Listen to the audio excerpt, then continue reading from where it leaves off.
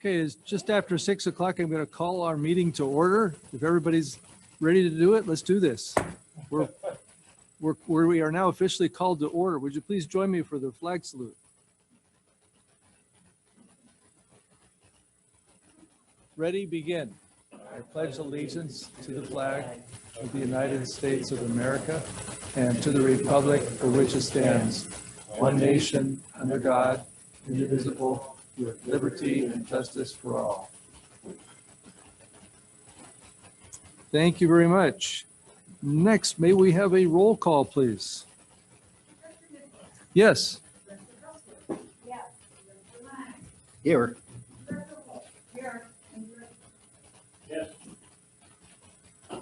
Fantastic. Thank you. Glad to see everybody here this evening.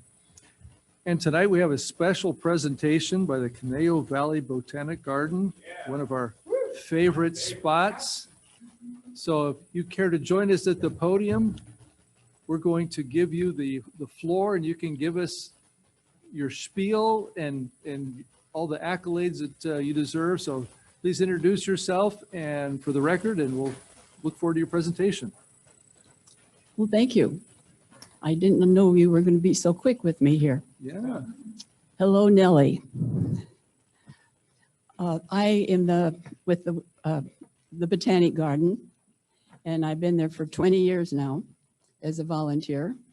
And so I know quite a bit about it, but I don't know if I can spill it out to you in a good way or not, but I'm sure going to try. I'm real happy to be here to see you again. I know some of you have long terms just like I have in the Botanic Garden. And I still marvel what we can do with our volunteers in that Botanic Garden. I don't know if you've walked there lately, but I was there the other day and I just really was truly impressed. It seemed like there wasn't a thing out of place, and all the flowers were in bloom, and all the bushes are big, and it was real encouraging always to go and see it. So nice. Where's my, oh, I have to tell. I haven't done it this way before. Number one.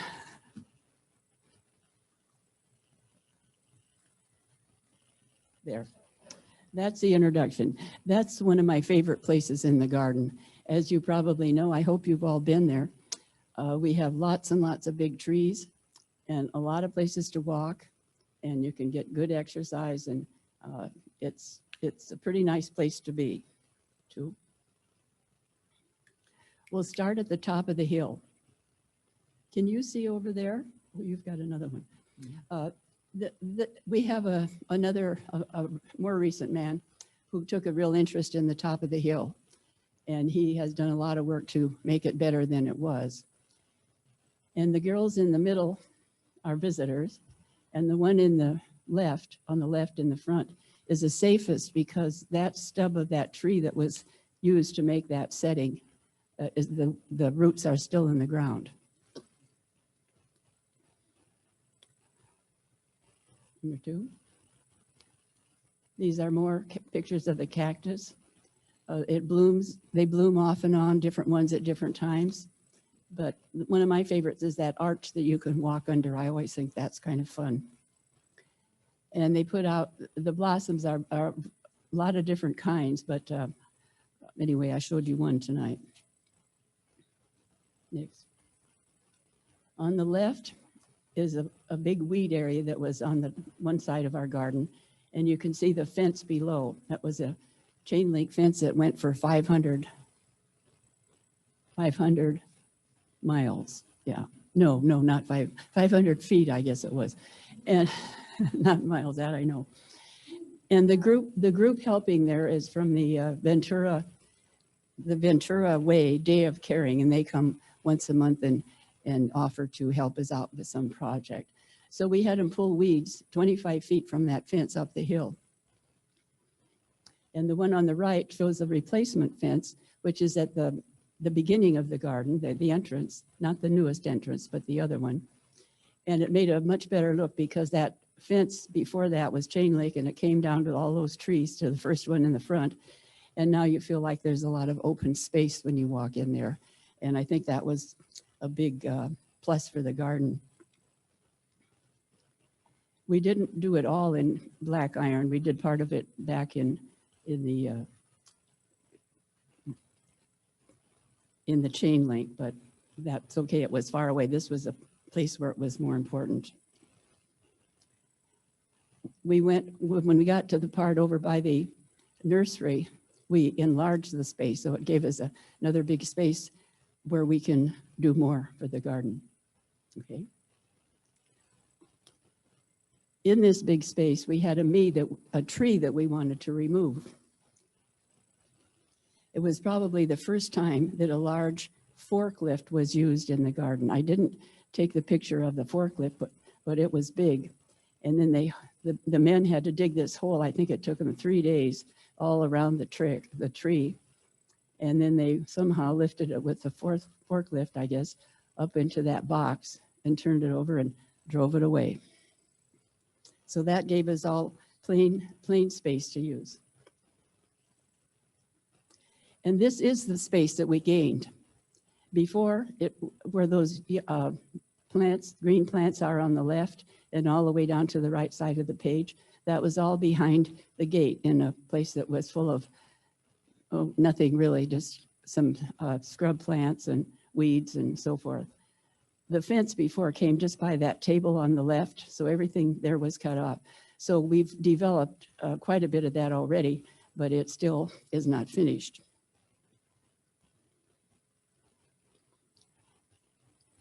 And I hope you like red flowers, because I kind of picked a bunch of red ones out. I thought you'd really see that nice. And they aren't all named on the page there, but the one in the top right that's kind of thin pieces, that is a beautiful Australian tree, a Brachychiton acerifolius, and it's known as a flame tree. Flame, hot flame, red. And we also have trees in bloom, and there they are. And the sign up on the top right will give you an idea of how we label our plants. The label you see is the name of the plant, and the one that's cut off at the top is where we would put your name or the person you were dedicating the tree to. Now this is a new project. Actually, it's an old project. It was our salvia garden. And salvias, if you know, take a lot of sun. Well, the place was surrounded with big trees, and gradually the leaves came out and shaded the place, and no longer would the salvia grow there. So we're going to move the salvia up at the top. There's some salvia, and then we're going to expand it a little bit further with that wonderful grant and put irrigation up there and kind of replace our salvia garden. But the green that they're putting down, I think it's going to look really nice. The photo on the left, I guess you can tell it's an old mobile home maybe. And one of our members,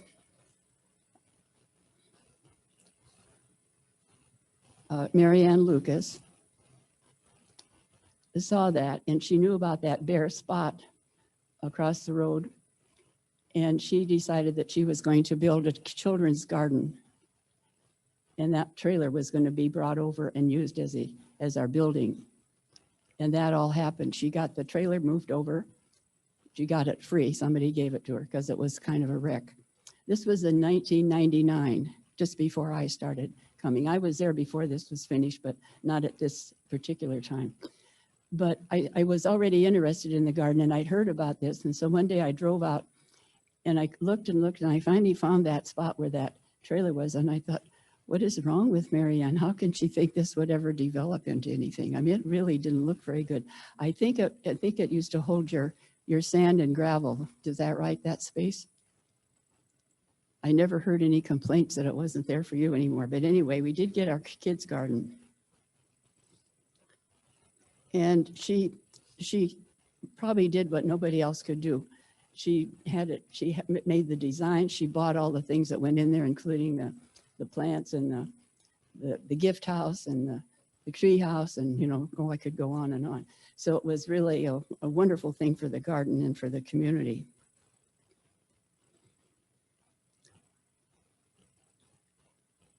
Now, soon, we're going to give this or make this honor for Mary Ann and put it in the kids' garden in a bronze plaque. And I'd like to read it because this is really what she was capable of doing and what she did. Mary Ann envisioned and created this with a donated mobile home, endless creativity, clever choices, and extreme generosity. Her dream was to create a place for children to play and learn about nature. And the grand opening was held in 2003. It was very sad to lose Mary Ann a few years ago, but her memory stays with us. Now, this is what happens in the kids' garden. Of course, this has been closed for a year now, and we're hoping to open it up again, hopefully in a month or so. But the thing on the left is made. It's the what did we call that? The dragon? No, the pirate's cage, and it was made out of an old tree. That was a big tree, and the same people who made that made the tree house. And the kids are so cute. I took 3 pictures of this little boy, and I didn't stand too close to him. He just stood there looking at me like that. And he held his teddy bear in one hand and his bottle in the other. And I just thought that was the cutest thing I'd ever seen. And the next one over shows how pretty it got with all the plants. And the rest you can see. Oh, and the people down in the corner, they came up from the creek one day when I was at the garden on a Sunday, when we were having the kids' garden open about maybe 2 years ago. And they were carrying these instruments coming up the steps through the garden. And I said, "What are you doing?" I was the president. I wasn't president then, but I should have known who was in our garden playing all this music. And I said, "Well, why don't you just come and play for us?" So they did that day. And they've been there, as I said earlier, for maybe 2 or 3 years. And I contacted them again, and they said, "Yes, we're going to come again." So that's a real plus for the people that go there. And this is how we work. That's how we look when we're working. Not me anymore, never, I guess. But they seem to enjoy their work. They have as many as 15 people on a Saturday that come and spend the 3 hours. And up on the top left, you can see the big bridge that's over the creek down below the kids' garden. And that's where they're not planting a lot of plants there, but they get into it and they want to make it look nice. And so we plant a few there, and a lot of them grow, and that's good. And so that makes it nice for everybody. And the second one on the top, they're taking some big overgrown plants out of the water features that we have in the garden. And the water features, let's see, I don't see. I'll talk more about them later, maybe. Oh, and then that one day on Saturday, we decided to clean up the trailer. So then 2 of the girls came in and vacuumed the whole thing. And so they do everything to make it easy for everybody else. Okay. Now we have a new website. I want to tell you, it wasn't easy. It had been ongoing for about, well, more than 6 months, I think. And this Zoe, who did it as a student, and she did a wonderful job and had a lot of patience. Well, our main problem was we couldn't deal with the lady in Florida who owned the land. I mean, the name, and she wouldn't answer. Anyway, I won't go on with that. But that was what the base was. One of our problems made it difficult. So she probably has thousands of pictures on that site. It's a canaogarden.org. And you can go through with the arrow and go through one group of garden and then another one or whatever you want to do. But it's really fantastic of the amount of pictures that she's had in there. And I think her dad helped her a lot with that. And we're grateful for her. Let's see.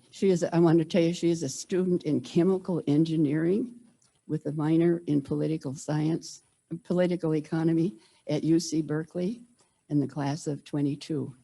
So she's a happy girl, a very busy girl, and she was good enough to do all this for us. And the little birds down in the corner are one that her father put in for us, and there must be maybe 25 of those little birds in that aviary now. So that's a big plus for the kids that come too.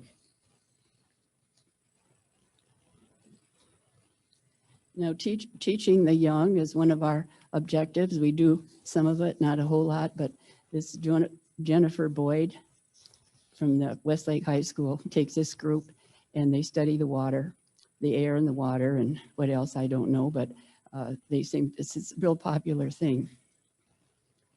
And then in the next page, we have another group that are from a school, and they're measuring the tree trunks. And again, I can't explain this, but it's a nice thing for them to do.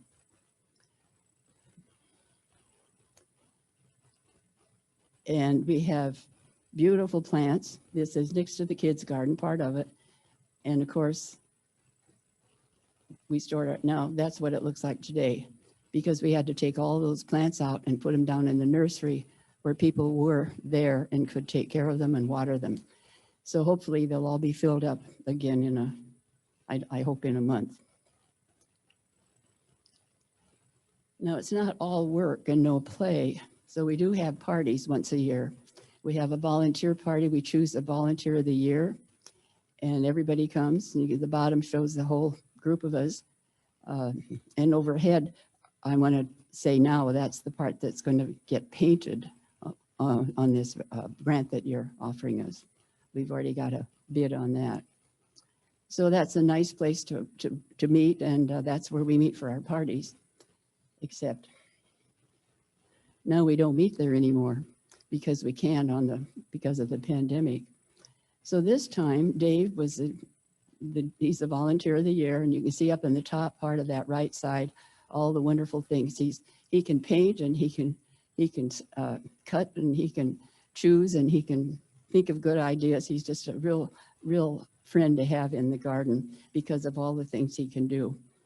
And he also last year led a group of Esperanza Services special needs person to help them volunteer in the garden, which is, you take a lot of patience, and it's a wonderful thing. And he wanted to do that. So he really deserved the volunteer of the party, the volunteer of the year. And then we also celebrated at your wonderful party at the North Ranch. That was, I think, in 2 years ago or a year and a half ago. So that's 4 members of our board. We have 8 on the board now, and that's 4 of them.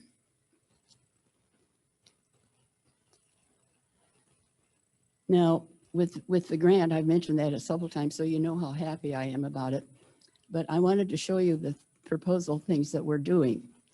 We're going to try handrails in about 3 places. That's the top left.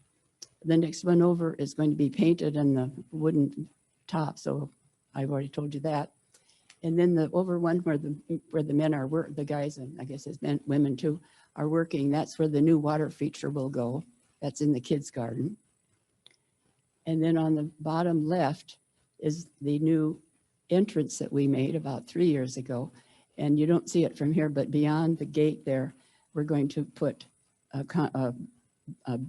bricks on the floor, and so it'll be, instead of soil, it will be a solid floor. And let's see what, and then the honor for Mary Ann will go in the kids' garden in a bronze plaque. And you can look at that crooked little path down there on the right. That will be some new steps that we'll put in. And then we'll make another interpretive sign, which we have 6 of them already, I think, and we're going to make another one probably maybe in the top of the hill. I'm not sure yet. And the next feature is what we're looking for in other places in the garden. And these places will all get some new irrigation. That's a big part of it. I told you about this, the salvia garden, too much shade, so we're moving it up top a little bit. South African is next, that's going up the hill. And then the trail of trees, the trees are going to get some new bibs or fizzles or something. And then the top of the hill wants a little bit more for their work. There's a lot of bare land up there. And then, of course, the middle on the bottom is the Chilean, which is further along than what we see there, but we'll be doing more there. That all need, the area you see there all needs irrigation, a little bit below the green plants. And then the front, the last picture on the right, low, we'll have another water path going all along the left side so that we can make better looking plants there. You know, we say no water, but you cannot plant a garden with no water. It has to have some. So that's the end of my lecture. And I hope you come to the garden and enjoy it as much as we do who work there. Thank you for having me.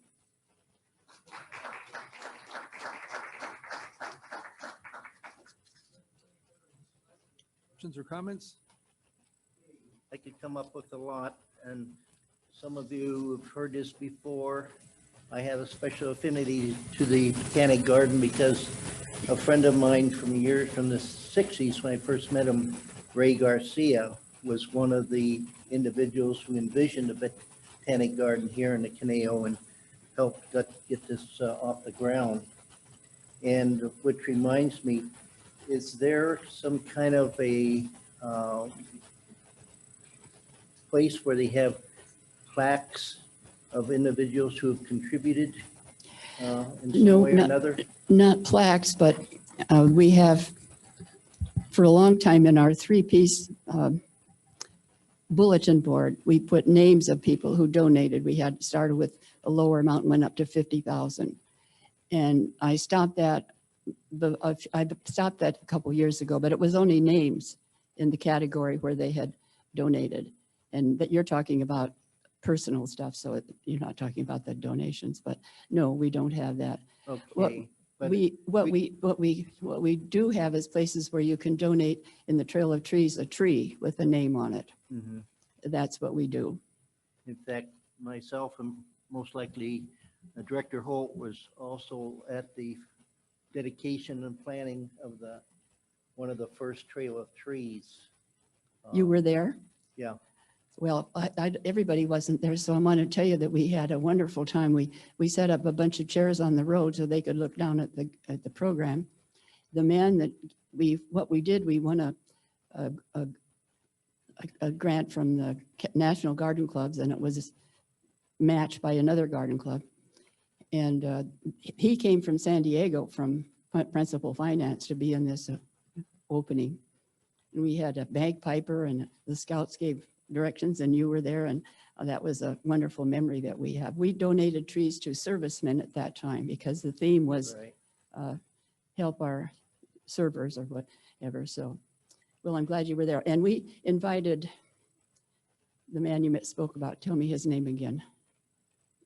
That one of the three men that founded the garden. Okay, so he might have, Ray Garcia. Ray Garcia. Yeah. And he came to one of our parties that I pictured in the show. So he was real happy to do that. And so we did announce him and praise him. So Yeah, he's now deceased, but do you still have dedicating of benches or things like? yes, we do. Okay, Not too many because we have 28 now. okay, And everybody, most people want to go right to the top of the hill because, you know, we have almost a 360-degree view. yeah.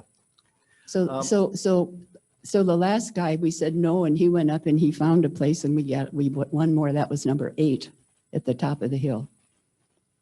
They've been real popular. Yes, we have that. And we have bricks, and that one kiosk, and the benches and the trees. 3 things. Thank you. You mentioned the creek. Is that still flowing even after all the months of drought? Well, you know, I think it always runs a little bit. One day I was up there and I thought, oh, it's dry. Nothing is happening. And I stood there about 30 seconds and I saw a trickle. So I knew it was moving. Is most of that these days some runoff? Yeah. Yeah, I know there's some spring too. At least I remember seeing it on the north side of the bank.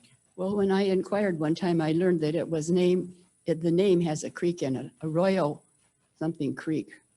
But I don't know where the creek is because it's certainly, the only time we see much rain is when it really rains heavy.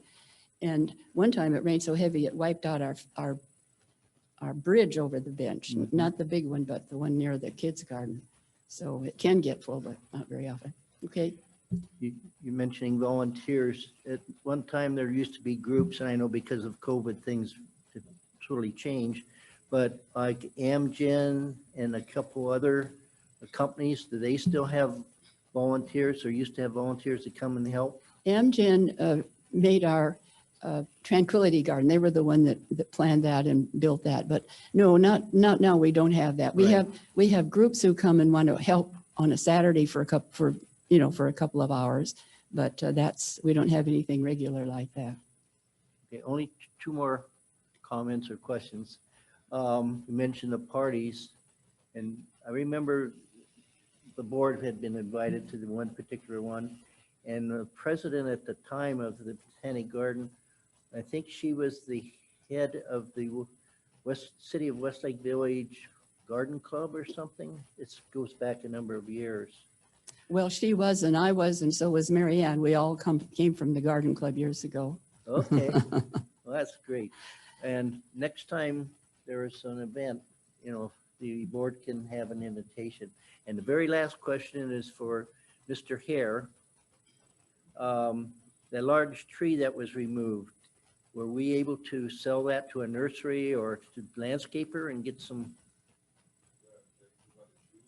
There's in the large tree that was removed Yeah, from the one she had the pictures of, right? Is that the one you're referring to there? Yes. Okay. Well, that's her No, tree. I didn't have pictures tonight of that, did I? Yeah. You talked about the one tree, you said it took them 3 days to. Yeah, and you saw a trailer taking it out. A So month my ago or question so. is- What you said, the forklift? I mean. Oh, no, that forklift was a big green tree. It was a big green tree. Okay, but my question is, it sounds like it was taken out of the garden, removed. Yeah, I'm referring to her because it's their tree. It's not our tree. So. No, it's your tree. Oh, is that, I know that, but we don't Okay, benefit. well- Yeah, I know what you're saying, but. Okay. I wasn't getting that specific, but Yeah. just No. curious if there was an opportunity for the Botanic Garden group or CRPD to get some type of price for that. Someone had to pay for getting it removed and so forth, but anyway, I was just curious Well, if there was an opportunity to make some money. If I can say a few things about that tree, it downed a long time ago. It was one of the biggest oak trees that we have. It was huge, right over the creek. I guess it fell in the creek. Right across from where the toilet is where it fell. So the people walking by could all see it. I was there last Friday, about 5 days ago. It was on the weekend, that's what it was. And there was a big truck and many people and a man all dressed in white with a white face cover, everything was covered with white. And he was the bee guy. And they found that tree was full of bees. Did you know that? No, I did not. I understood that was why they removed it, because it sat there for months without being touched. And so I don't know what the bee guy did, but he was there to help whatever he needed to do. Good presentation, and thank you very much for taking the time and answering my questions. Thank you. Nice to be here. Director Cusworth? Well, I really love the Botanic Garden. I went there like, I guess 40 years ago when we first moved, and I think all it was a sign. And so it's been the hard work of the volunteers and people like Beverly that have really made it what it is today. It's an absolutely stunning place, one of my favorite places. And Beverly and I had a very good opportunity that Beverly took me around, and I saw areas of the Botanic Garden I didn't even know were there. And I was really quite astounded because I thought I had spent a lot of time. That's sort of a place we take people. And you can go there for years and years and still find interesting spots. Mhm. And she didn't show, they have these really cool signs now pointing out where things are, like the MASH sign, saying how to get where it's, how to get to different gardens so you know what they are. The labeling's wonderful. And Beverly made a wonderful book two books where you can look in the book and it will tell you where to find every tree and plant in the garden. So if you really want to go and learn about plants, it's an excellent reference. I can't even imagine how much time it took her to make that, but I am a little distressed, I have to say, because I found a place that I wanted a bench. And I told one of my daughters, okay, when I die, I want a bench here dedicated to me. Was it at the top of the hill? It's not on the top of the hill, but it's in a great spot. And so I thought, well, maybe I'm gonna have to dedicate that bench to myself before I die. I don't know. I don't want somebody else to take it. Well, my feeling is we don't have too many benches, so I have to argue with that a little bit. And in the California native section, where the native plants are, there aren't very many in there, and I think they could use a few. So I think we can figure it You out, can but, figure out my bench. I have a very specific spot that I want my bench. well, you have to show it to me, and then I'll start Anyway, working on I it. have that in mind. And how Okay. come you stopped putting people's names on the plaque? I'm just wondering. I know the little area you have where you've got a plaque and then you have the people's names, Yes, the little yes. brass tags. Well, I don't know why I did. I wasn't sure people were really looking at it much and whether they cared. Oh, okay. So I don't You know. just came up with other ideas. Yeah. Well, anyway, it's a lovely place and I'm just so grateful that we have you. And I'm hoping to retire next year. I keep telling everybody that. And then I think STIRS is going to tell me that, no, it's not my time, but I'm definitely planning to be spending a Okay, lot of time. well, as we'll a be glad to volunteer see there you. when that happens. So Okay. thank you. Thank you so much for all you do. Thank you. Director Holt, any comments or questions? No, I just want to thank you for a very, very good presentation. And of course, it's one of my favorite places in Thousand Oaks. Well, that's nice to know. So thank you again for. You're coming welcome. tonight. Director Okay. Huffer? I want to add my thanks for your presentation. I haven't been to the Botanic Garden in several years, so I need to get back over there. I'd suggest to Director Cusworth, you have a pre-memorial bench rather than memorial bench. So it could be done. This is just such a great example of what a group of dedicated volunteers can do in our community. The hundreds, I'm sure hundreds of hours that your volunteers have put in and the beautiful result that they've come up with is a real addition to our community. So thank you and thank all the volunteers who've been involved with this. I will. Thank you. Again, I'll just add my thanks as well. I think our last time there was with the grandkids for the little Santa hike. They had an absolute blast there, and we did too. Thoroughly enjoyed that. But what struck me is, with your partnership and the many years we've had, and just to see how it's literally flourished over the decades. But what amazes me most is how far you can stretch a dollar with these grant funds. I mean, just the things that you talk about. That's why, when we get the opportunity as a board to, issue grants, I know we get a lot of direction from staff, but to see how this money is spent, I mean, we always know it's going to be well spent, but thank you for giving those examples of what you have done, what you will be doing. It's just dollars well spent. I know with the volunteer effort and the love and compassion that goes along with it, it certainly shows in all you do, and the community is the one that benefits. So thank you again for being here tonight and for your ongoing Thank you. efforts. Well, that grant, as I've said 6 times already, that's really wonderful, and we're making the best of it. We studied and studied. We've got bids on almost everything, and we're really, really going for it. So come and see it. I understand we have to do it in 1 year, so you don't even have to wait too long. Thank you. Very good. Well, again, thanks you for coming this evening. Appreciate your time. Sure. I enjoy it.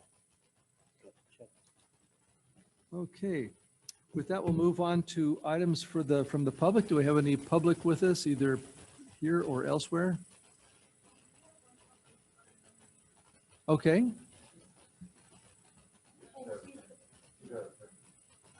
Oh, okay. Oh, all right. Well, we'll be hearing from her later then. All right. Is that it then? Okay, thank you. All right, we'll move on to approval of the agenda. Do I have a motion to approve or change? Yes, Director Holt? I move approval of the agenda for this evening. I'll second. All right, thank you very much. All those in favor, please say aye. Aye. Any opposed? Okay, thank you. And next, we'll move on to the consent calendar with the minutes and the warrants. Do we have a motion to either change something there or to approve? I'll make a motion to approve our consent calendars A and B. I'll Thank you. second. Okay, we have a motion and a second. All those in favor say aye. Aye. Any opposed? Okay, moving on. Item number 7 is a public hearing, preliminary budget fiscal years 2021-22 through 2022-23. So I'll open that public hearing. Do we have any comments, questions? Anybody from the public that might want to speak? Okay.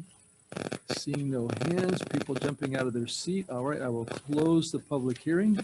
We will continue that to a future date. And items for discussion, I see none. So that brings us to new items. First up is our item A with the 10-year capital improvement plan. Mr. General Manager, are you going to introduce this or are you going to pass this along?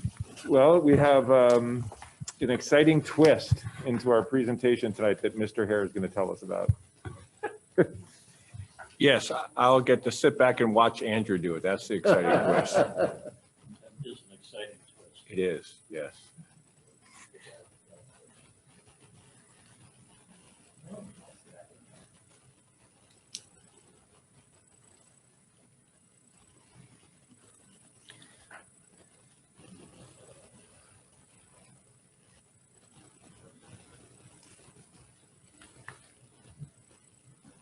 Thank you, Chair Nichols. Thanks, Jim. Thanks, Tom. So just wanted to kind of clear the air with Tom's very high expectations from last meeting. If you remember, he promised some fireworks, some live music, I believe a personal chef. However, I'm going to give you a surprise, and I ain't going to give you a flyover, but we're going to save all that other stuff for hopefully this summer for our fireworks show and our concerts and some fun. So also want to thank Director Lang as well as Tom to help with the flyover coordination and everything. This is a very special flyover. We're doing it inside tonight, so make sure you cover your eyes just in case. Best throw of the day. That was the best throw. I did practice for about 2 minutes this afternoon, so Like a half hour. I wasn't counting. My boss was, I guess.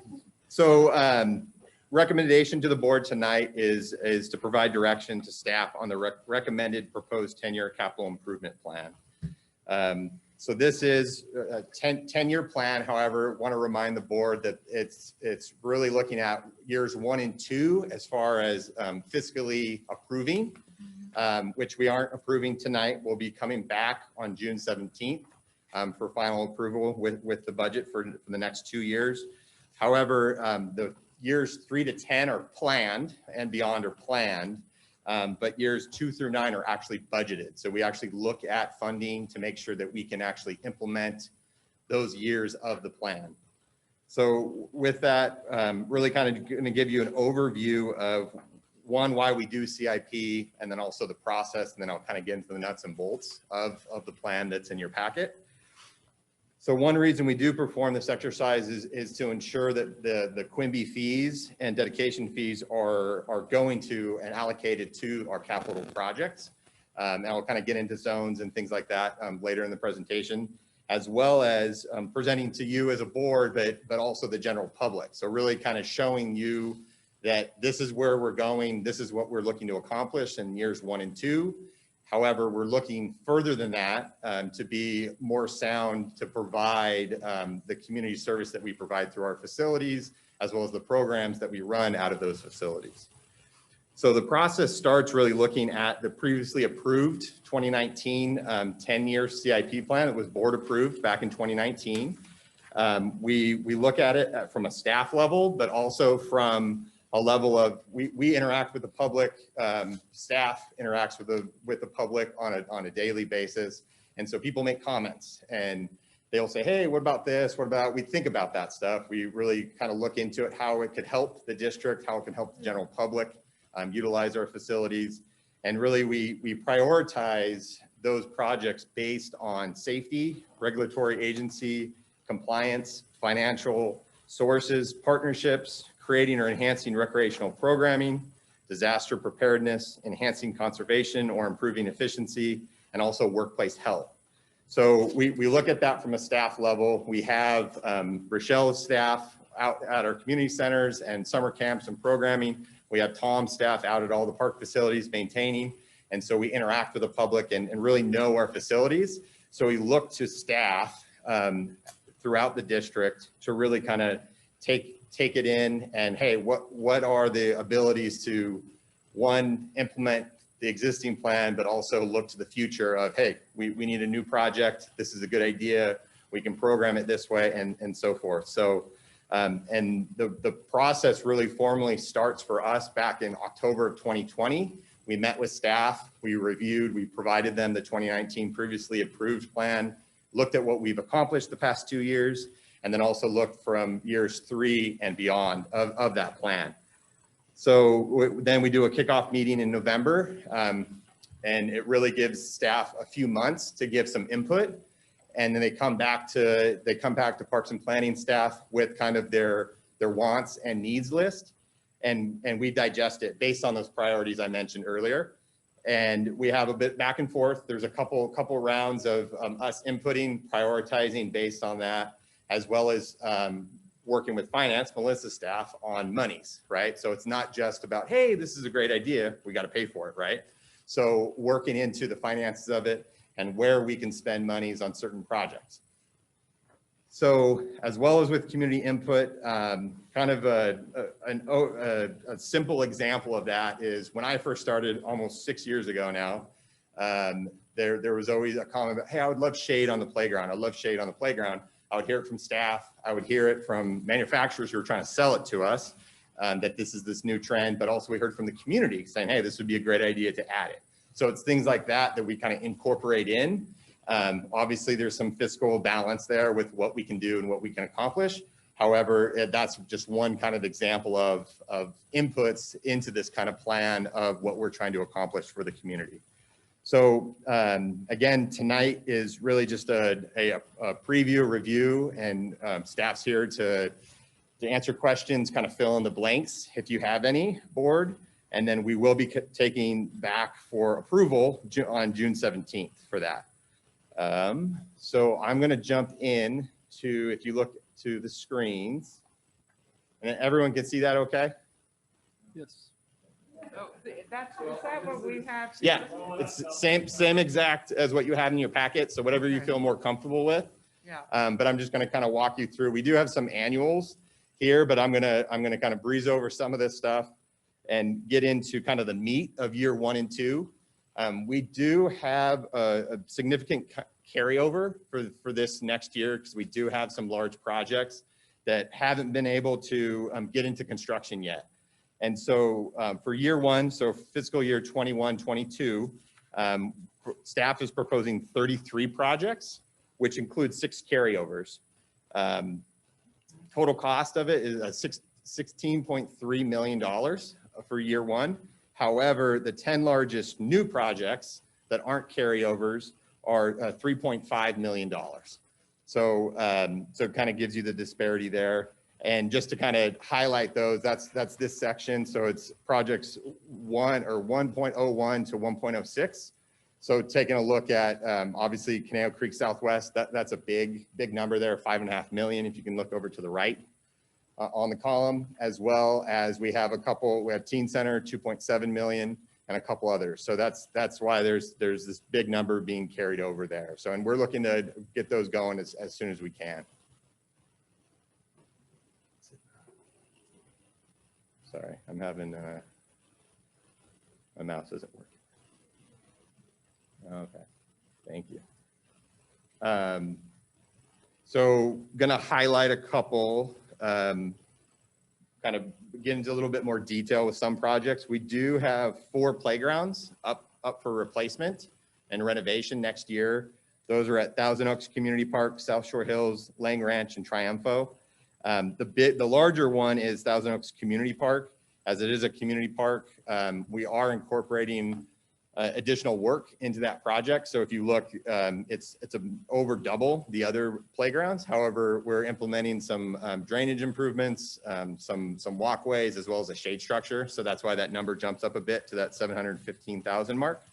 And then I also wanted to kind of highlight how we get to why these 4 playgrounds, right? So these 4 playgrounds, we carry a priority list of our playgrounds, and our goal is really to assess playgrounds to get the most life out of them. And we have a rolling list based on replacements. And so each playground, just because it's built, say 5 years ago, it doesn't necessarily mean that it's going to last for 10 years. So it's based on need. However, we try to replace our playgrounds before we need to replace them. So we get ahead of it. So we don't have any issues with patron issues or failures or things like that. So we try to keep ahead of the replacement schedule. We do have 1 playground for year 2. However, these 4 playgrounds basically need to be replaced, and that's why they've moved up the list based on that priority. So, and a couple things come in mind, but more lack of kind of getting into the details. It's really, we assess it on a routine basis, and then we make the call whether it's year 1 or year 5. But every 2 years, we review our playgrounds, part of this process, to say, hey, let's go ahead and replace it. It's only got so much life left. And then also, we're looking at as far as age goes. So typically a playground could last 15 to 20 years on an average park site for us. We are fortunate where we don't get extreme weather, but a playground might last 20 years. So we might get some good life out of it. Those 4 playgrounds were actually replaced in 2000 to 2000, or were installed 2000 to 2005. So we did get a good 15 to 20 years out of all 4 of them. So that's why we're looking to get ahead of it and make those replacements for those. So moving on with other projects, we do recently acquired Rancho Pacheco Community Equestrian Center. We have some miscellaneous improvements, so that's kind of a broad ranging project title. Really, we have some upkeep maintenance issues with some fencing, as well as some electrical upgrades and things of that nature that we've been working with the city since we've been handed off the property. But also we have some major improvements. So we're looking at putting in a new manager's office, as well as a new rental office. So we're working with the manager, Brian, with Ride-On, who's operating the facility, and we're really kind of setting needs based on the community use of the facility. And then we also have an open space. We have a Rancho Potrero Area 1 improvement. So this is a picnic area improvement, very kind of low impact really development. We're putting in some larger trees for shade. We're doing like an outdoor classroom out there. So we're doing some fun stuff out there to be able to kind of help facilitate general open space use, as well as use of the equestrian center. And then moving on to the annual grant. So I know Beverly was talking about how great the grant program has been. We are actually looking at upping it typically. So this is $500,000 or $500,000 for this year. Typically it's about $100,000 or just over $100,000, depending on the need of our user groups. If you remember from the Edison settlement, we felt that we wanted to kind of give back to the community, to be able to kind of stimulate some use within. And so we've actually got a lot more interest, which we think is a great thing. And we're just really trying to support our partners, and hence that big jump for this year. However, next year, when you look in year 2, it'll go back down to $100,000. So, and then going over, we do have pool deck repairs at community pool at CLU.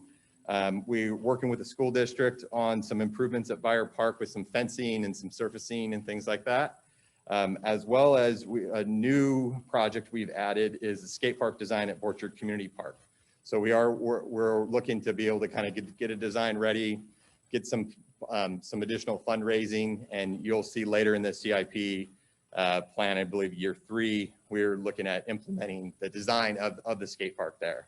So, and then just kind of number wise, the remaining projects, including the carryovers, are about 12 million. Or 12.8 million, and that's divided among 23 projects. So I highlighted the 10 largest projects of the current year. And then those are kind of the remaining projects. And we typically do the cutoff about $100,000. So there are other projects in here. Feel free if you got any questions regarding those towards the end of the presentation.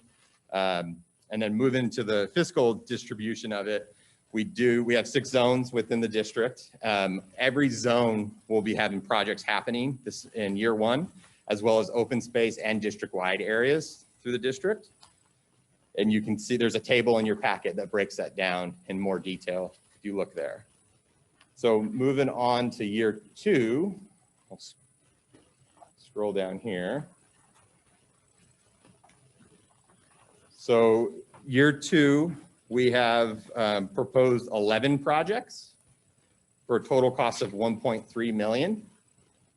The 5 largest projects are $1.1 million total, which is about 80 or 81% of the total CIP budget. Rancho Pachoa Community Equestrian Center improvements, you'll see it's actually for 4 years, but we stepped down the amount of work that we're looking to accomplish there. And it's really kind of multi-year. We're new property owners, we're assessing. And so every year we're looking to make some improvements. And then I'll get into a little detail later, but we do have, that's actually we're utilizing some grant monies too to accomplish that work. So that again, priority, since we have grant funds, we're able to move up some projects. And then we also have just one playground for next year at Newberry Gateway Park. And then we are looking at some district-wide emergency preparedness improvements at our centers. So our centers serve as shelters during different things, whether it's fire, cooling events, or heat events that we need cooling centers and such. And unfortunately, just like everyone else, our power does get shut off. And so we are looking at making some improvements to our buildings where we could actually pull in a generator and be able to still run the building. So we're going to be assessing that in year 2 and doing some electrical improvements there. And again, annual grant CIP funds district-wide, it comes down to that $100,000 budget. And then we also have Crowley House structural improvements in year 2 as well. And then, I'm getting ahead of myself, but I'll scroll for year 3. And then for distribution of zones of the work that we're proposing to accomplish in year 2, it's 4 of the 6 zones, as well as open space and the district-wide areas. So the only 2 zones that we aren't doing work are zone 2 and zone 5. So again, just reminding you, year 1 and 2 are actually, and we're proposing really to happen. And then years 3 that I'm going to jump in now to 10 are planned for, and then years 2 and 9 are actually balanced. So it's actually, we're making this work with the monies that Melissa is graciously providing for us. So this is for fiscal year 2023-24, all the way through fiscal year 2030-31. And I'll just go over some highlights for each year. I'm not going to go into as much detail really for the other first 2 years, but we're looking at doing there's actually really 2 big ones for year 3 that I'll spend a little bit of time on, is the building and park improvements at Caneo Community Park. As you guys are aware, as the board's aware, we're working through design development, and in the coming month, we'll be bringing an environmental document for adoption, as well as a construction document contract to amend with our architectural consultant. And so really we're trying to prepare that project as best we can to be ready to execute. And so that project is $20 million on here. However, we are funding that by other. So we actually, this is one example of where we aren't actually fully vetted or budgeted, if that's the best term for it, but we are looking to accomplish that by year 3 is our goal. As well as with the skate park, we are looking to do some fundraising efforts. Unfortunately, with COVID, that project got kind of put on the back burner because we were really looking to get the community involved and really kind of get some fundraising and interest from the community to get it built. And so that's a $1.5 million project at Borchert Community Park. That again, that one is actually real money. However, we know that we do have some opportunities to get some outside funds and to raise some other monies for it, other than the monies that the district has control over. So, and then moving along to year 4, we have another play area renovation at Canal Creek North Park, as well as at Suburbia Neighborhood Park. We have some renovation work at Wildwood Neighborhood Park as well. Year 5, we have a couple playgrounds again, Russell and Sycamore Neighborhood Parks. Year 6, we have a player renovation at Wildflower Playfield, as well as enlarge the tennis court parking lot and restroom at the playfield. We also have a shade structure installation at Triumph Oak Community Park. So moving on to year 7, we have a play area renovation at Orchard Community, and we have a play area renovation at Banyan Neighborhood Park. Another kind of different project we have for year 7 is a walking path at Windy Neighborhood Park. If you guys are familiar, we've been putting them in at Glenwood Park. Recently, we put one in at Sunset Hills Park within the past 18 months or so. So it's something that we've, again, listening to the community, it's something that we as staff has seen that people like using the park facility like that. And we're trying to find means and methods to be able to move some of that work up as best we can. And then year 8, we're looking at a parking lot, excuse me, parking lot improvement at Canal Creek West Park.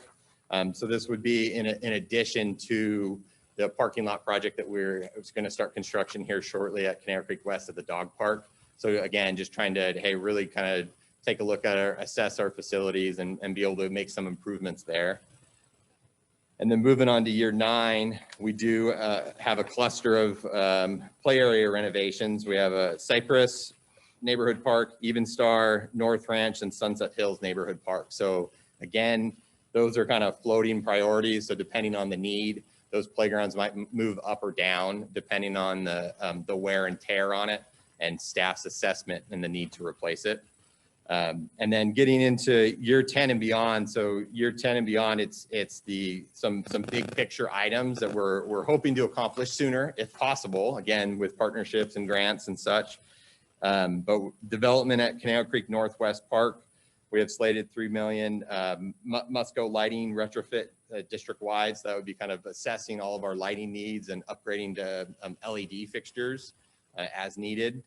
As well as we do have park and center improvements at Canal Community Park. So in year 3, we have, if everything goes well, this larger, more robust project of knocking down the building and building a new one, as well as major improvements. But we didn't want to take off our priority list. However, we wanted to kind of put it on the back burner of the improvements that staff is saying that they need as part of that project. So it's really just making sure it's not forgotten, but that's one that could move up a little bit quicker depending on any funding shortfalls and things for the Canal Center itself. So, and then we do have one new play area at Canal Creek South Park. So that's kind of a new idea that staff has had of taking a look at how South has been used by the community. We are working with AYSO on some improvements there that maybe we could tie into some of that work as well. And then getting into beyond year 10 is year X. So we really don't know when these will happen. 10 plus is, again, it's not funded due to the immense scope, scale, budget of these projects. So year X, actually, we have 11 projects, which similar to Canal Community, we would do a needs assessment. So these are our large kind of district-wide or community center facilities where we would do in the years before, do a needs assessment, assess what needs to be done, and then look to implement those changes. So whether it's replacing the building or retrofitting the building and so forth. And so there's 11 of those totaling in 2021 dollars, we're looking at 53 million, but that's for all of them and all of them all at once.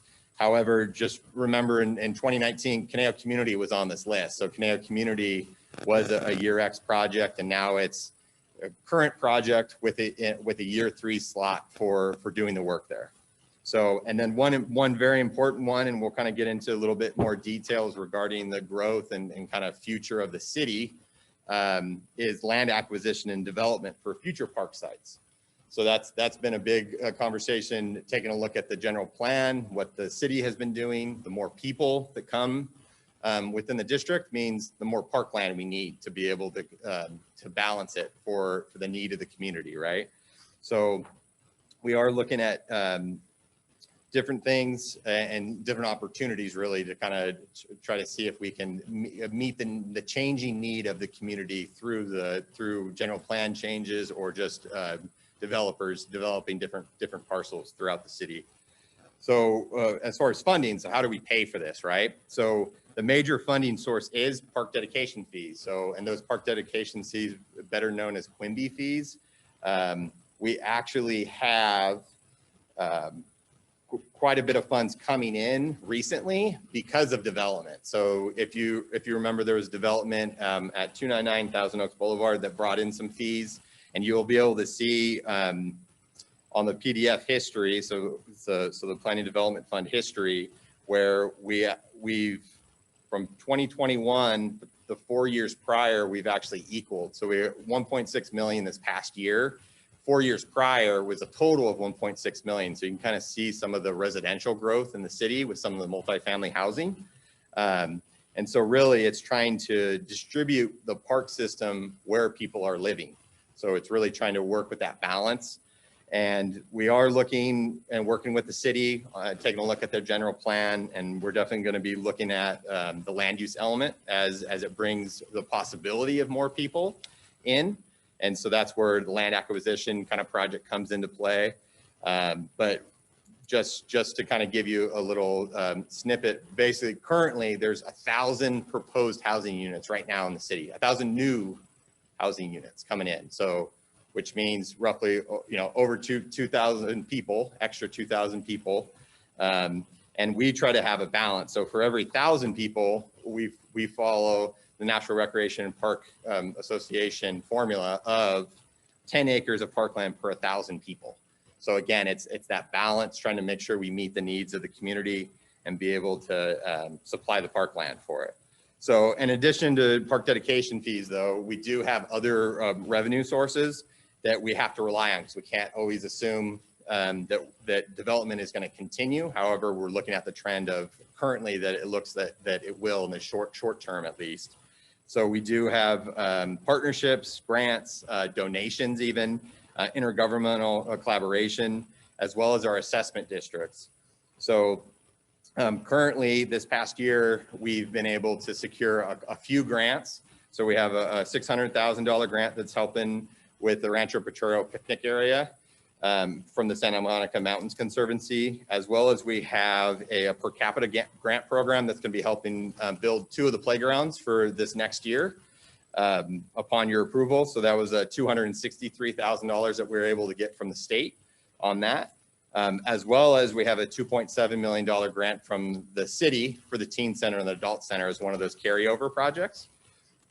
So pretty significant, as well as we got a $1.1 million grant from the city regarding the Rancho Patrero Equestrian Community Center.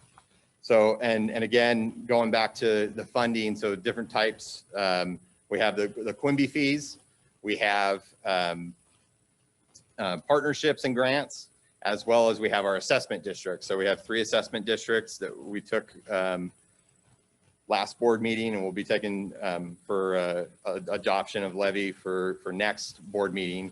However, we have a district-wide, and then we have 2 landscape maintenance districts with Rancho Caneo and Dos Vientos.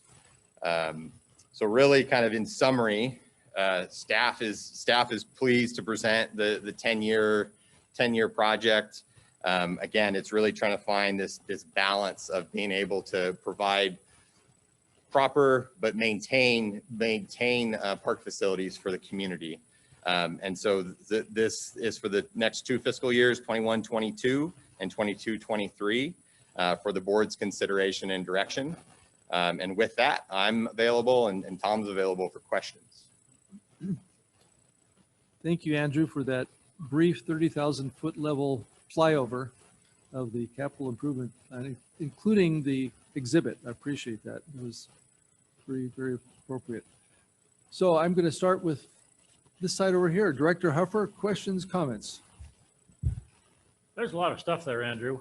Hopefully I didn't talk too fast. I'm glad you didn't have any more projects in year one, or we would have either run out of space or needed magnifying glasses, small enough as it is. But the details are really impressive. Just as a historical comparison, what is the typical or average annual capital budget that we've used, say, over the last 5 years or something like that? I mean, you know, we're talking almost 16.4 in year one and then down to 1.3 in year two. So there's Correct. a lot of variation. So typically year one is a bit heavier because of priority and need since funds are available. So typically that's a little bit larger. It can, in my time, it's ranged quite a bit because we've had some great opportunities for grants and things, like with Sappi Trails and and for the water conservation rebates and things like that. So we've been able to do a little bit more work with other people's money, which is always a great thing. Statistically, I would say about 3 to 4 million is kind of the top max. And then about 1 to 2 million per year is typically for year two. And Tom, feel free to chime in, but that's basically a good average in my time, taking out some of those outliers. And so yeah, about 3 to 4, or 2 to 3, 3 to 4 million year one, and maybe 2 to 3 max for year two is the typical, is what we do. Okay. And I guess it's part of the budgeting process, but the carryover projects that you have in year one, I mean, all the other projects, you're showing the sources of funds, and you pretty well explained most of the big projects that are carryovers, where the funding is coming from. The Canal Creek Southwest, we've already dealt with as a board. The Teen Center, Global Center, you know, the city is helping with the funding there. The creek non-native vegetation, part of the, as I recall, part of the Edison settlement. Correct. And we've already discussed the funding for the dog park improvements, but from my standpoint, it might have been helpful to show where those funds are coming from, even though they're carryover projects. The one carryover project that I had a little bit of a question on, just based on the information that the Costco board received at our last meeting, wondering whether the Wildwood Regional Park, the bridge, is really going to happen even in this fiscal year. It sounded like from what Costco is saying that it may actually get pushed over to year two.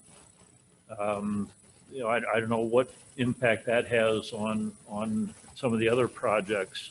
Yeah, and so all of those carryovers or rollovers have already been budgeted previously. And so they're not taking any monies from the current budget that's available.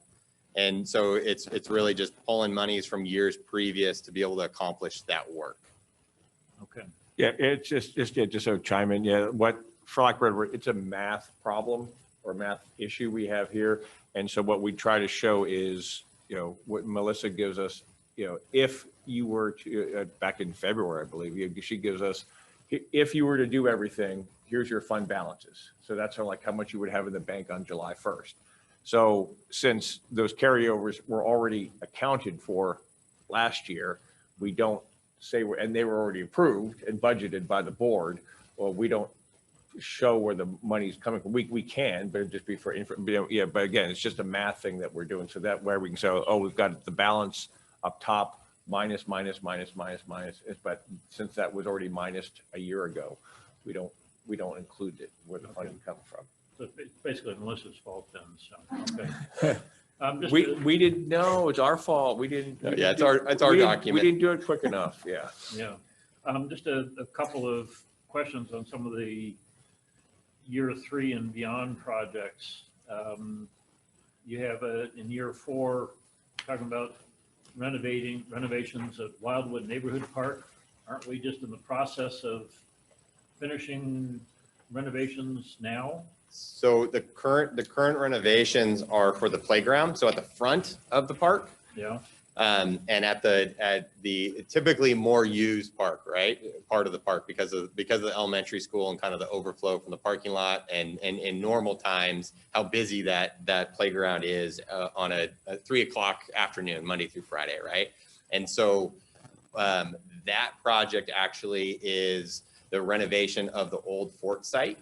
And so the fort was taken down and Tom, this is a little bit more Tom centric. So, but as far as we're looking at doing something special, more special than what's there as far as kiosk and giving a little bit more tribute to what was there in the past.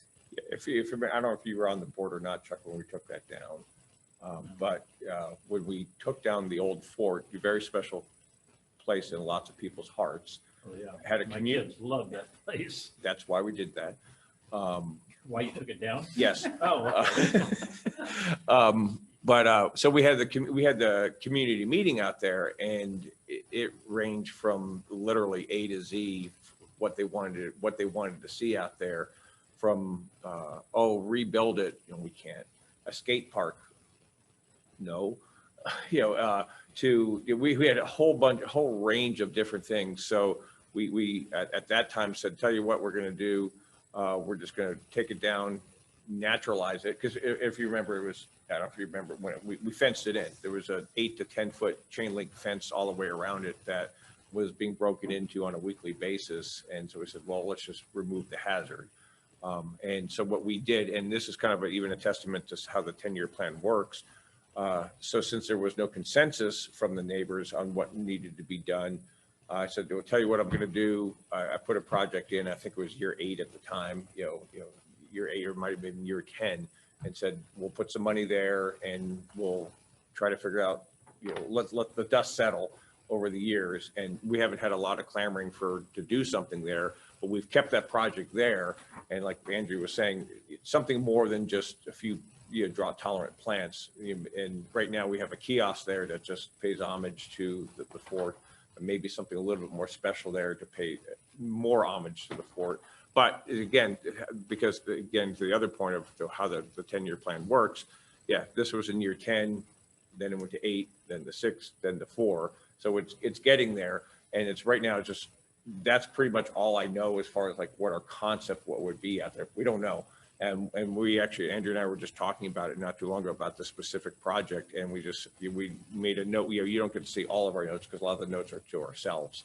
But let's say the note to ourselves was, hey, in 2 years, let's take a really hard look at what this means, because this could possibly be in year 2 of the next budget cycle. And is it something we want to have more neighborhood outreach and things like that? Because we don't know right now, because again, the neighbors were all over the place of what they wanted to see out there. okay. Year 6, and I think I know we've talked about this before, but enlarging the tennis court parking lot, and just briefly, how many additional parking spaces would you be thinking about there? And if it's a significant number, would there be some way of moving that project up earlier than year 6?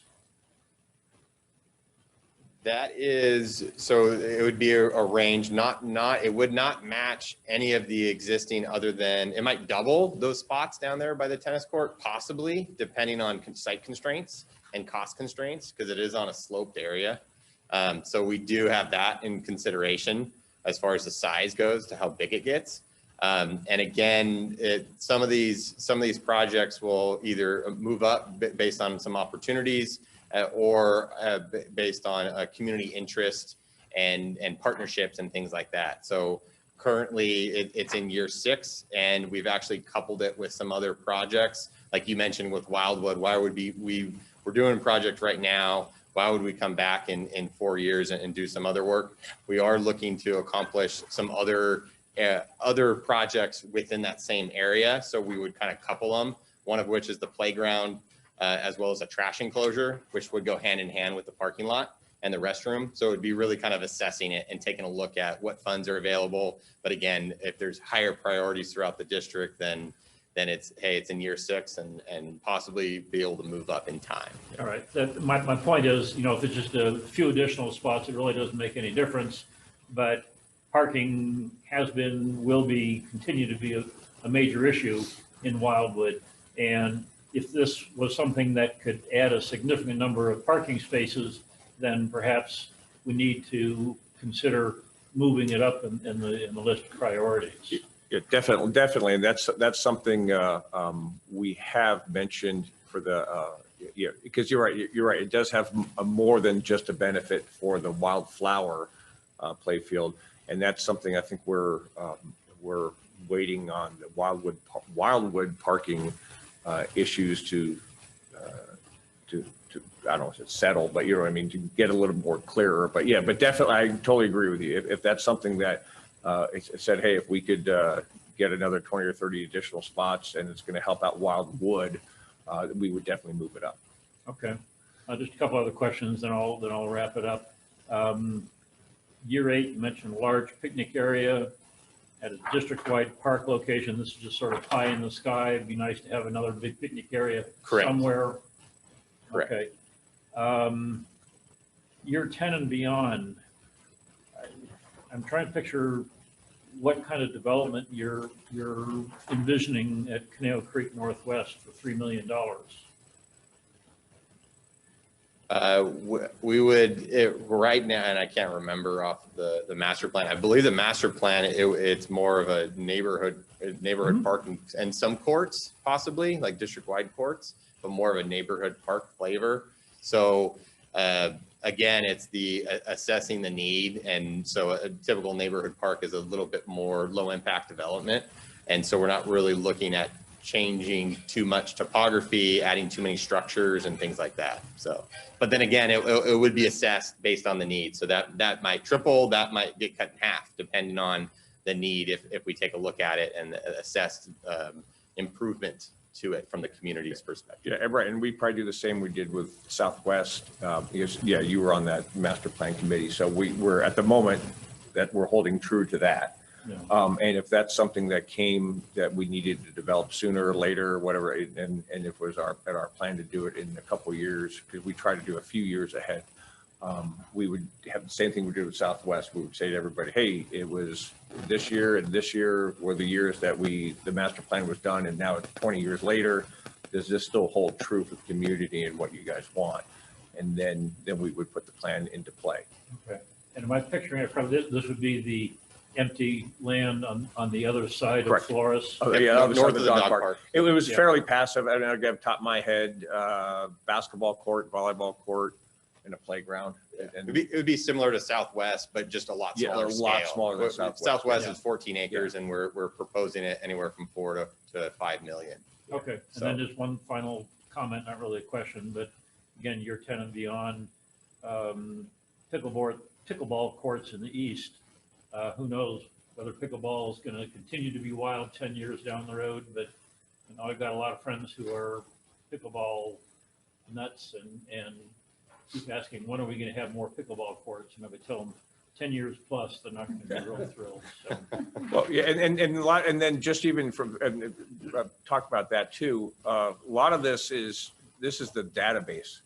You know, we've had opportunities in the past where just out of the blue, the city or someone else says, "Hey, I would like to give you, I'd like a good." I think when it was Estella was one of them. We'd like to give you $300,000 for playground renovation. They said in this area, and we were easily to go, got a project right there. And so this is, so the good database. So then so we just at least try to identify the need that there's something there. But unfortunately, like with pickleball, we don't have a location. There's no space. So we want to put the project on the list, the shopping list. So if something does come up, we'll, it's not like, like obviously we got a lot of work to do if something comes up, but again, at least it stays on our brain.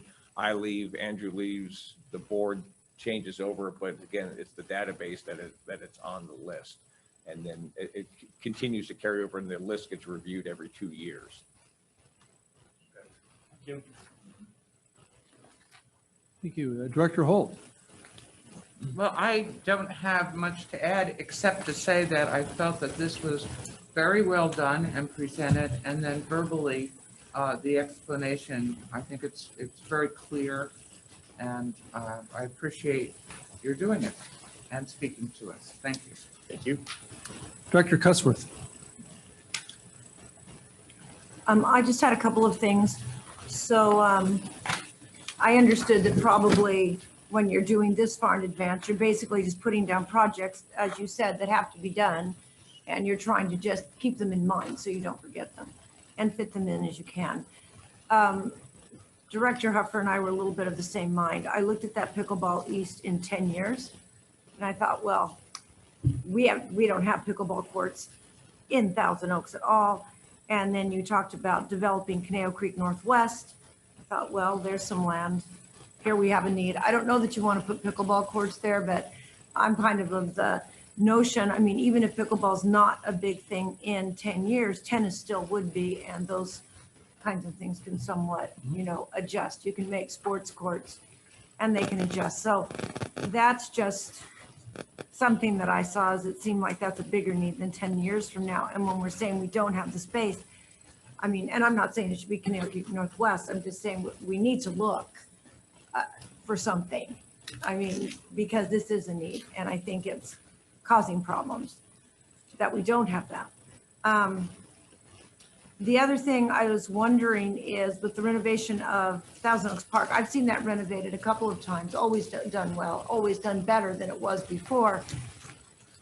I kind of like that sand hill though. I mean, I was just going to sort of say that's kind of cute. I don't know what you're going to come up with, but I'm sure it will be good. But I just thought I'd throw in a pitch for the sand hill. But if you do come up with something else, that's fabulous. Safety Town, what is Safety Town in 10 years? Yeah, so Safety Town was a new idea by Rochelle's folks. Safety Town is more of, think of it as kind of like a small kid street village. Oh. And it's a police station, post office, hospital, firehouse, community center, school type of thing. But it's got kind of like a grid system or a road system. So it's really kind of teaching the kids the rules of the road and bike safety and things like that. So they could bring their tricycles or bikes and ride around the town? Correct. Yep. Yeah, and it would be just a safe, small, kind of scaled town to practice that, but then also have fun and play it. And also teach about community, which I teach about in first grade. And is also a big thing in kindergarten and second grade. So that's really great. I didn't envision that it was that, but I think that's a great idea. Okay, I think that's pretty much, just a couple other things. How often do you deviate from this list? Is it quite often, or do you pretty much stick to it? Every 2 years we assess the need. So it's constantly that's part of our task from Parks and Planning and Recreation. And so it's really, but every 2 years we officially will take it back for budget approval for the bigger type items, but it could completely shake up. It's a roadmap. So things do move up on the list. However, some things might stay in year 10, again, based on need and things of that nature. So if there's more pressing need based on the priorities, then we could move it up. So, but for the most part, this is a pretty good roadmap of where we're going from a development standpoint. I was kind of wondering, do things get forgotten? I mean, if you have something on the list and it's in year 2 and you go, oh, we don't need it. And then it goes to year 3, then it goes to year 4, then it goes to year 5. I mean, are you, of course, you're keeping that in mind, but we don't often just forget a project. So years 1 and 2 are real. So years 1 and 2 will be happening. So that is part of the budget approval process for this year that you guys will be wrapping up next month. So 1 and 2 are real projects that will be implemented in the next 2 years. 3 through 10 plus are planned for, but then 3 through 9 are fiscally budgeted. So again, it's a roadmap, and if everything's perfect, which life isn't, but if everything goes as planned, then we will execute as the plan is today. However, things change in time. Yeah. So currently, the way things are right now, we could accomplish these. Correct. We could accomplish these projects. 1 and 2. With the amount of money we have. Yeah, if you close your eyes and nothing changed, years 1 through 9 would happen. Okay. And then expand upon Andrew's answer about like the deviation. Yeah, in general, we don't really deviate that much. And if something gets pushed back, we're very in tuned. When we do the process, everybody, everyone gets the 10-year plan, but what we also do is, if Rochelle had inputs, here's all yours, Rochelle, here's all yours, Melissa, here's all your Georges, here's all yours, Nellie. And then you guys are the ones who help us, oh, I don't need that anymore. I mean, I'm using you guys just because you're sitting there, because it'll be the rec supervisors and the building and ground supervisors. And they're the ones who actually do a lot of the tweaking. And sometimes it's actually kind of interesting. I think we see the most differences when, Lori Olbrook retires and Summer Barwork takes over, and Summer goes, well, I don't want to do that. That was Lori's, she's got no passion towards it. And so she'll tell us, delete it, and that's fine, or she'll move it back. But in general, I don't want to say never, but and I'll give you one instance where we did. But if we were to push someone's project back, the requester would let us know and say, and they're totally it's an interactive process. They would say, why are you doing that? And, you said year 3, now it's year 5, what's going on? And we would explain to them why we said no, why we changed it, why we did whatever we did. And so far it's been 100% compliance. Is like, okay, I understand. And the biggest example I can use was a couple years ago. I think it was 2 years ago, might be 4 years ago. We've always had the skate park at Orchard, like in the year 8, 9, 10 range. And then the more we talked with Kurt and the rec staff, hey, we really need to get this done. And that was a $1 million to $1.5 million project. So since that was huge, since that thing jumped from like 8 to 3 a couple years ago. And when that did it, there was $1.5 million of projects that had to move down because that went to the head of the line. So that's usually the only time that happens, but staff is usually, they understand with an explanation why we do what we do. Okay. And just one other thing, when we take down all of our playgrounds, that's a lot of equipment and a lot of stuff. Does that just go straight to landfills, or any of those recycled? I'm just curious. Up to the contractor's discretion, but we call out for anything that can be recycled should be recycled. So that's concrete, metal, plastic, but that's really up to the contractor's discretion. Okay. And then sometimes, and then to again expand upon that, we'll ask our guys, is there anything salvageable here that we'll keep for spare parts for the future? So it usually swings. Yeah, it swings. Sometimes there's slides. Right before we start tearing it all down, we remind the guys, hey, this is starting, and they might even take off component, like, not I want to say major components, but like a panel or something that still has life left that we can use on other structures. So Great, thank you. Director Lang. Thank you, Chair Nichols. First of all, Tom, do you recall if you're the one who created this spreadsheet format like this? It's a spreadsheet, so probably yes. Yes, I did. I thought so. Yeah. No, when we just thanks for giving me the opportunity to say how awesome I am. I'll say it.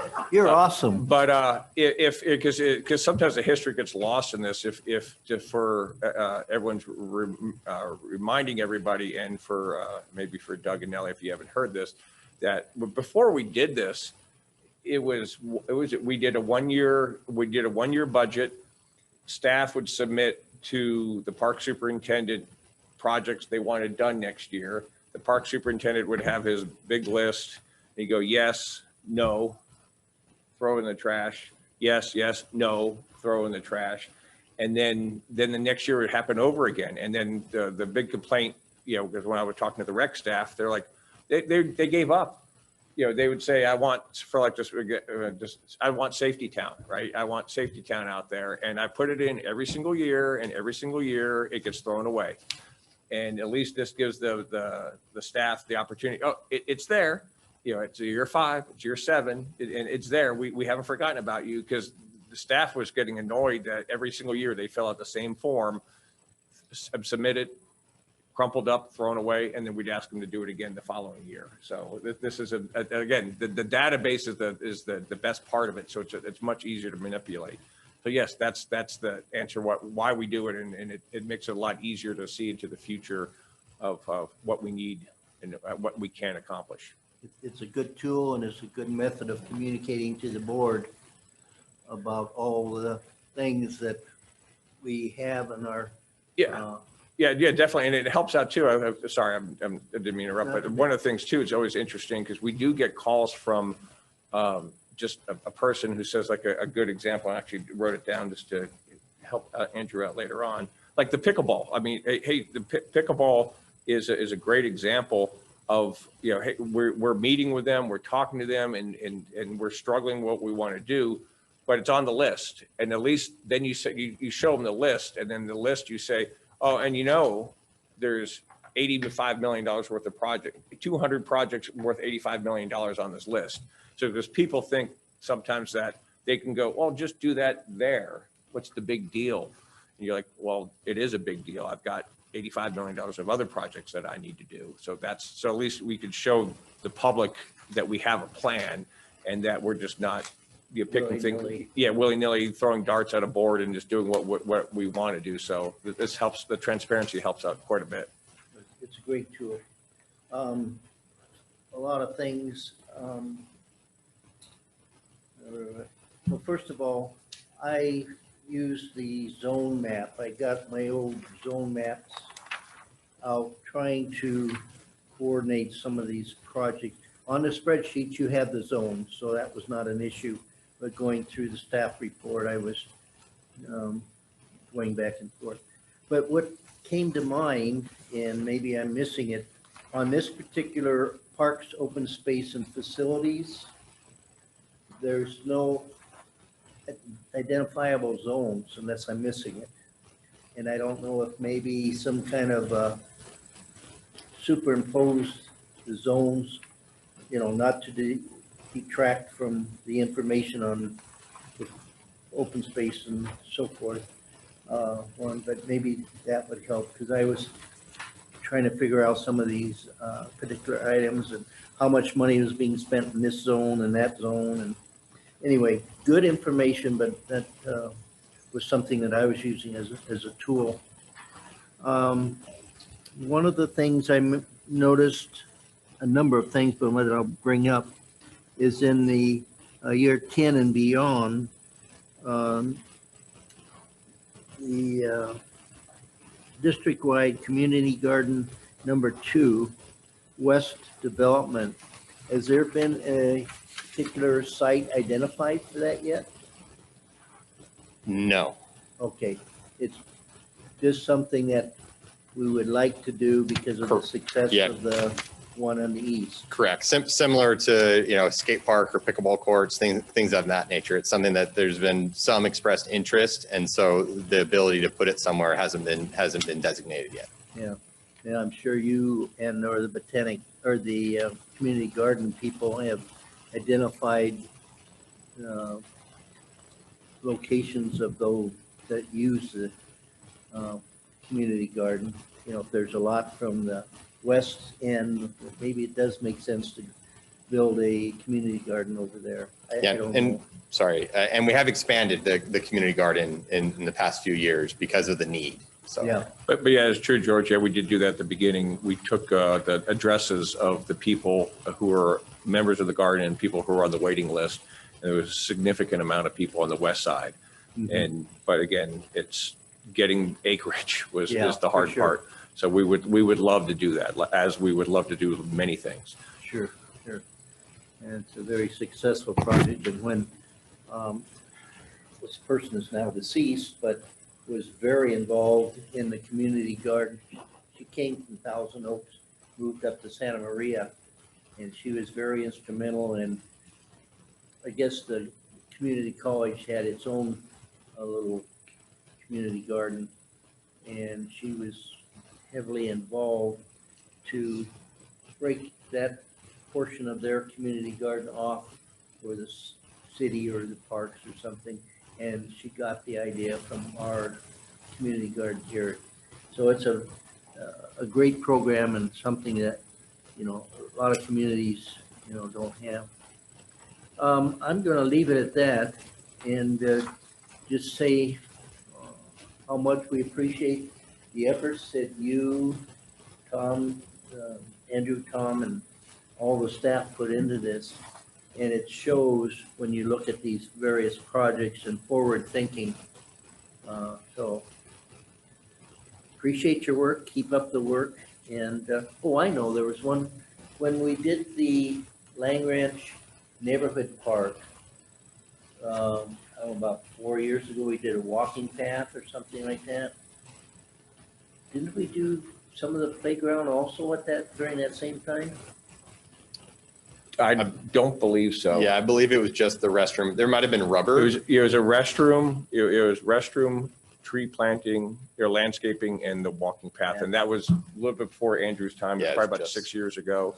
And then that's why I said we're doing the playground next Yeah. year, because it's time. Yeah, I knew there was something besides the walking path and the restrooms and. Yeah, the restroom was the big one, because that was when we had, remember, we had those, since we weren't doing Lang Ranch Community Park, Right, we tried to look what attributes can we put in the zone.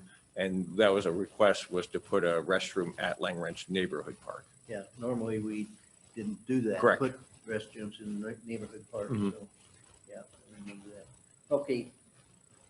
Congratulations on a job well done, thank you. Thanks, sir. Well, the benefit of going last is some of my questions already asked, so I don't have to repeat those, so thank you. I did have a few questions, however, and thank you for the presentation. When it comes to the open space line items, did the dollar figures represent half of the expense because it's a COSCA expense and maybe the city is participating half, or is this the total project expense? Could you maybe describe that a little bit better? And so we designate it, you want to jump in, Tom? No, I want to see how you're going to do this. Let's see how we answer it. I know the answer. So we do designate the full cost of the project. So like Rancho Potrero Area 1, that's the full proposed cost of the project as set forth in the budget. However, for Wildwood Bridge, that is the CRPD's portion of the project, correct, Tom? Mhm. And so depending on the project and who's managing it and who's not managing it, so whether it's CRPD staff or COSCA, or for instance, the bridge's public works staff, is my understanding, it's designated differently as far as the budget, but it's really the monies that are coming through the district. Yeah, and to further expand on that, the miscellaneous, like the big one is the annual, the $140,000 for miscellaneous trail and fence construction. Yes, That is the entire amount. okay, So that is including the city's contribution. So again, getting back to like earlier talking with Chuck about math. So you can't see it, but one of the formulas above we add back in $70,000 to the top number because it's quote unquote revenue, or the city's okay. giving us that money back. So that's the entire cost of that project, Okay, so it. but only half paid by us. Okay, so for example, further down the line item where we have Rancho Potrero, it has a budget of $610,000, and yet it shows a grant from the city for $610,000. So you can see that it's getting passed through, but really it's funding coming elsewhere. But for that 140,000, there's nothing over here for a grant for example, if it's half, $70,000. So what Correct. you're saying that there is somewhere for that particular one, but we couldn't tell looking at this list which ones those are. Correct, because and for lack of a better word, we could put that in the notes if you so desire. But what we do is, because it's normal business, so we don't call it out since it's just, that's our normal business with the city of Thousand Oaks, is we get reimbursed half of it Mhm. from the city. I think for my benefit, it Sure. would be helpful to know, whether we're footing the bill completely or Sure. we're getting 50-50 because it's COSCA and that's the normal business, or as in the case of Potrero, hey, we're spending all the city's money on this time. I think that would be helpful. Sure, to we could see do that. How that works. Thank you. And I also want to jump in on the year 10 and beyond projects. Well, actually year 6, as Director Huffer was mentioning, the Wildflower parking lot, and then also the pickleball courts. I mean, of the things that we hear in the community is being desirous, those are top of the two of the tops. You know, where you got parking at Wildwood is a big issue, and we're always asking for more pickleball courts. I would like to see those moved up further. I know you've got a system that you use for that, but I mean, to me, those, when you talk about getting input from the community, I mean, we're getting lots of input on these types of things. And it'd be nice to escalate that up a little bit or elevate that a little bit further up into the list, because those are key issues right now. And of course, as Director Hupper said, in 10 years from now, you know, maybe not so much. But when you talk about, well, trying to meet the community's needs, those are items that are constantly being discussed. So I think we should consider, you know, maybe moving those up in some fashion to give those a little more weight, so to speak, and consideration. But I'll beg to differ with you, especially regarding, especially whether it's like pickleball, the dog park, because we have no identifiable spot. If there was a location, if I knew it was going to go at a certain park, that project would be much higher.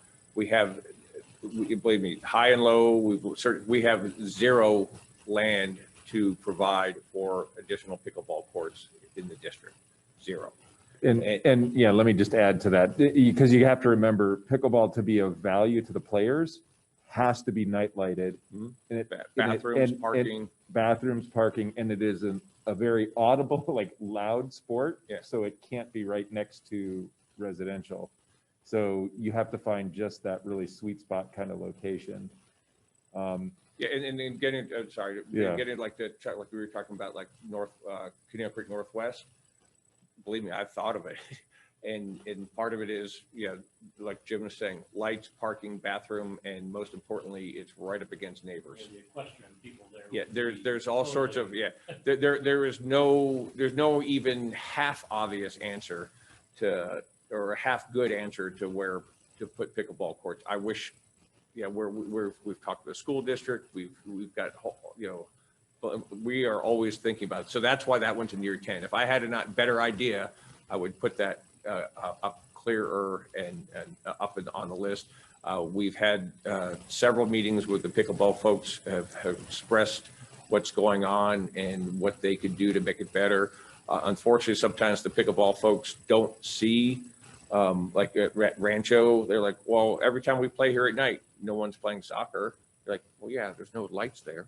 You know, and just get rid of the soccer field, get rid of the softball field. Just because, so and again, this would be at the if the board really would want to provide guidance and what to do, it'd be getting to the hard questions of eliminating other amenities that are at parks.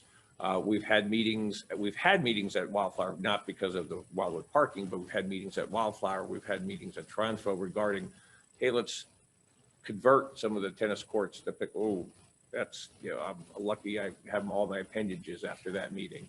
So it was not, yeah, it's there's no answer at the moment. I would love to work on it, and I would love to get it done, and I would love for it to happen. And I totally agree with you that it's something that's needed. Sure. Yeah, Director Hupper? And just one thought that occurred to me, with the city's going through this process of general plan. We have partnerships with the city, we have partnerships with the school district. As an example, the futsal that we did with the school district. I don't know if it's possible to approach commercial property owners, because I think of all of the parking space over at the Oaks Mall, to a lesser extent the Jans Mall, but the Oaks Mall, it's already level space. You know, if there's some way of working out a deal where the Oaks Mall would provide the space and we would manage it, much as we're doing with the school district with the futsal. I mean, Yeah. there is space there. The district doesn't own the space, but there is space out there. Definitely, and I agree with you. We have, I mean, not just for pickleball, but for all park acreage. And I think we've expressed this before during the general plan update. For lack of a better word, we have reached out. We've told everybody, hey, we're open for business to talk, whether it's property owners, developers, school district, City of Thousand Oaks. Even we've met with City of Thousand Oaks Public Works and Planning.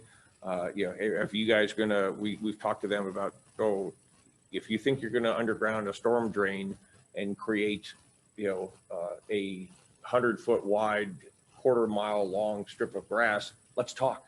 You know, because maybe we could turn that into some sort of park.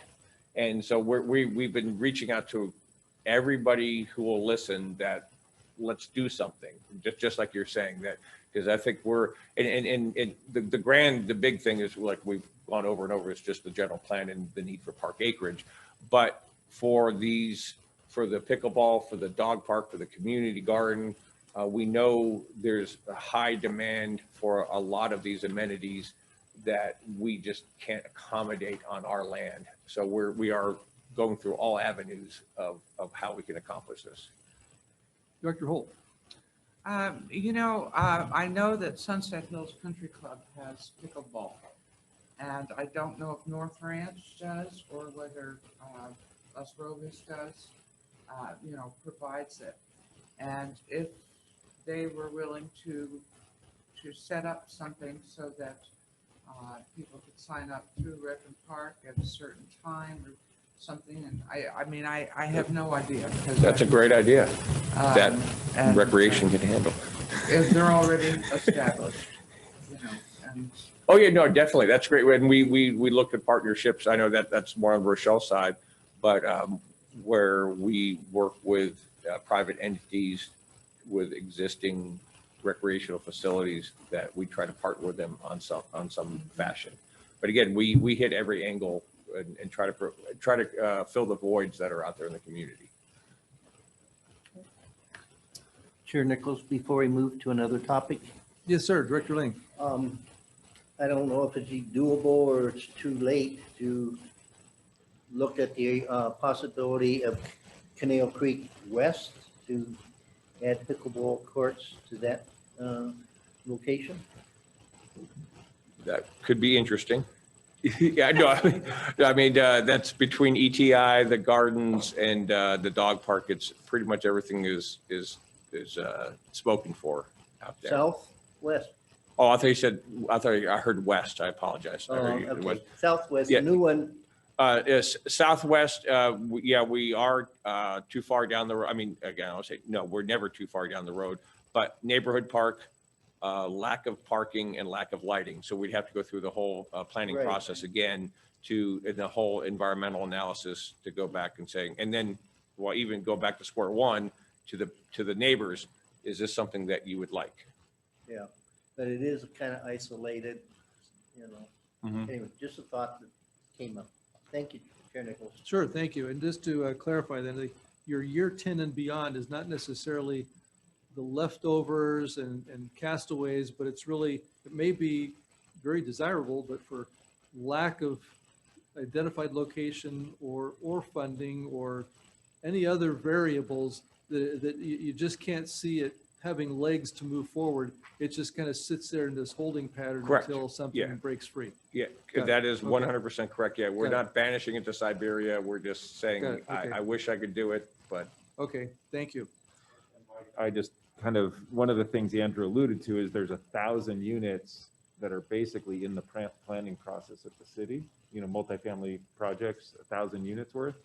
Remember, we get about $10,000 per unit. So we're talking $10 million that isn't reflected in this budget that will materialize. And then the hard question for the board is, based on where those units are, if they actually get built, are we going to try to buy land to serve those new residents, or are we going to try to make an improvement or amenity on the existing park, that kind of stuff? But it'll be a nice debate to have when the money does come in, because in theory, we might get a new park or have a new location to build something, you know, or a lot of money to go to a commercial property owner and say, we're going to do something totally not traditional and buy this old commercial property and just have a parking lot and a pickleball court and a restroom and call it a park. And there's not a stick of grass or a tree on the whole thing. I don't know. So different ideas. Yeah, well, we have to be thinking that way now. Yeah. Going back to the spreadsheet, I noticed a heading called Fund 13. Can you tell me what that is? leave that one to Tom. Leave that one to Tom. Well, you don't know, you put it together. Fund 13 is our in capital, it's our capital fund. We left that on there, and I don't think that is available. For the first time, and it's pre-Melissa, we actually put Fund 13 on there because we actually had a few projects that we were unable to fund. They were the playgrounds at some of our assessment districts. We had some work done at Rancho Cordero and some work done at Dos Vientos that the assessment districts didn't have enough funds. So they were supplemented by Fund 13. So it's our general capital improvement fund that we have that gets revenue from other sources. So I don't believe we have anything. Well, I We do have a noticed few. in- We do have a few. I Yeah, take that back. in year 3, for the Dos Vientos Community Park. Oh, that's, play yeah, so area the same, renovation. same reason, Dos Vientos, yeah, that's why I apologize, and Andrew made me answer it, he knows it better than I do. There's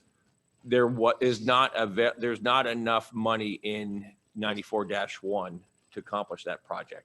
So we have to supplement it through Fund 13. And again, where does, I guess I'm looking across the line items here, or line of the headings, and I see the different districts and I see all the zones. And I just was wondering how Fund 13 fits in there. Yeah, You know, Fund 13 is, I mean, you can take this, but yeah, there's cell site revenue and some other, a lot of cell site revenue is and I don't know if there's more, but the majority of the revenue is from cell sites. I don't want to say it's, mad money. Okay, Cell sites and then the interest on Yeah. sitting there over Yeah. time. It's So our just mad grows. money that if we don't want to go there to the well too often, but Okay. sometimes we have to. okay, all right, that But makes yeah, sense. the very most biggest bulk of that revenue is all the cell tower revenue. Okay, all right. Yep. And then going along there, I see, again, you've got the PDF zone 1, 2, 3, 4, 5, 6. And in looking through the spreadsheets, there's hardly ever anything there. I'm just wondering what those columns are representing if they're not being used in the spreadsheet. I got this one, Tom. You got that one? Good job. Yeah, so. Don't mess it up. Don't get That's- nervous. The PDF, so 6 zones, right, throughout the district. So when there is, like Jim mentioned, residential housing that comes into those zones, we get Quimby fees. Mhm. And so that is what builds that PDF zone fund. So depending on where housing is built, we designate it in that fund. So a PDF zone, say for, is it 4 for Canal Creek Southwest, right? So we got about $1.5 million, roughly $1.6 million last year from the 299 development. And so that was accounted for in that PDF zone to be able to build that park. So, and then to expand upon that, you see there's lots of negative balances. Yes, So we are not going to spend money in that zone from that PDF because we're not going to make that more negative. gotcha. So that's why, Okay. so we try to spend down the positive balances because that's what they're there for. And actually, these negative balances predate me, and I think even predate Jim, as far as the PDF, the negative balances. So, but what will happen, like what Andrew was saying, I'm just looking at quickly, like zone, let me just pick one out. Zone 5, year 1's got a negative $37,000. If we got a Quimby fee for $2 million, boom, that's $1 million in the positive, and we would spend the money in that zone. So but yeah, you don't see a lot of activity from the zones, but at least it shows where it's being spent. But like I said, we don't do any of we don't spend from the negative balances. Okay, so in essence, this is a reflection of no development in the city because there's no funds available in these categories. Correct. Okay, but I do see that there is some in PDF Zone 1. I'm just curious, what development was in PDF Zone 1 that generated over $1 million? Because I can't remember any development in that part of town recently. Yeah, I'm trying to think. I think that might have been from past years because that's obviously Westlake side. Yeah. So I think that was past years, So actually. that's been there in the bank for a while then. Okay, Yeah. all right. Yeah, I was gonna say, yeah, I think that one's been a while. Yeah, that's not new. And then, and we do, conservatively say zero revenue in future PDFs, just because we don't know when we receive the Yes. money. Yeah, because that's just when, however the development occurs. Yes. Okay, and I think I've just got one last question that I can see here. And this goes back to the carryover amount, so maybe this is for our finance guru here. With the concept of carryover, these were budgeted in previous years, last year before. What pocket or bucket are these carryover funds sitting in so that you know that they are there and available and not to be confused with the current year's funds? Just curious how that is tracked and Sure. and how you can tell them what they have available.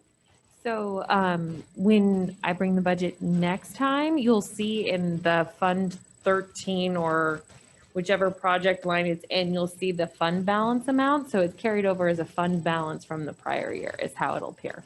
Okay. And then how do you distinguish that from, you know, the unspent funds that you're going to recapture and repurpose for other uses as opposed to holding on to it? Is it just incomplete projects? I'm not clear what you're asking. Oh, well, in the past, like we just discussed, you know, I think it was our last meeting where had certain funds available that, you know, weren't being used, and so just are not dedicated. So what are we going to do with those funds?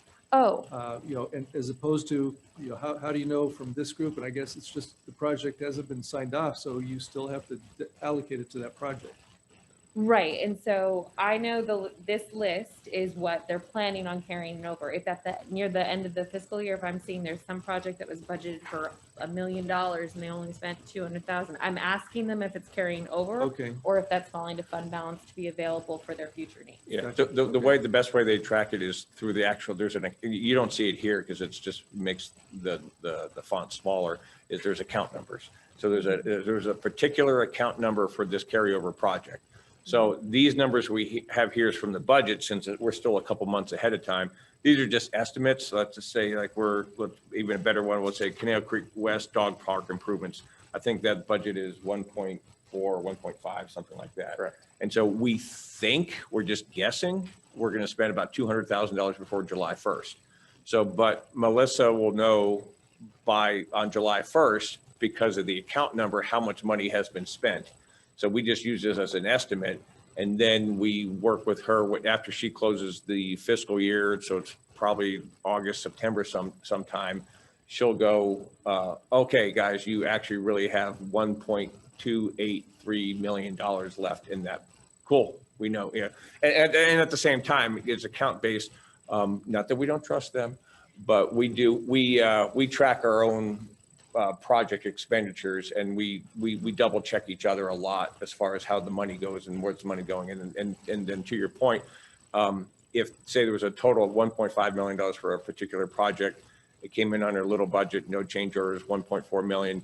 That $100,000, she asked me at the end of the year, are you done? Yes, I'm done. And then it falls to fund balance. It goes back to the like the money we budgeted for Canal Creek Southwest. It goes back to more mad money type of stuff that, hey, it goes to fund balance and it could be used for anything. And likewise, whether it's operating costs or rec costs, something like that, if we don't use it, it falls back to fund balance. Very good. Okay. Thank you. Well, that was the last that I had for questions. Yes, Director Huffer? I'm sorry, I have one question that I forgot to mark down in year 10 plus, converting to reclaimed irrigation at North Ranch Playfield. Is that because the only way to do that is there was a limit not being able to connect to the reclaimed water from, I can't remember, was it Triumpho or wherever the water is? Cal Water. I don't know if you even know this answer, but Yeah. that was a priority with Cal Water. You're right. They have to bring the recycled water to our doorstep.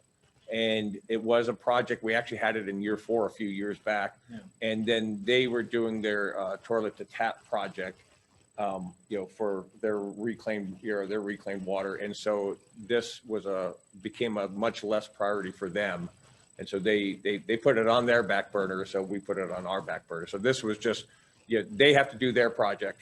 And then we however much it was, then we take it from the doorstep into the park. That'd be our So if responsibility. they came along and said, okay, we're Yes. now going to extend the line, then. we That thing, definitely do that it. thing would go up. Yeah, Yeah, that okay. would, yeah, that would definitely go up and, yeah, and then we would put it in high gear and get that done.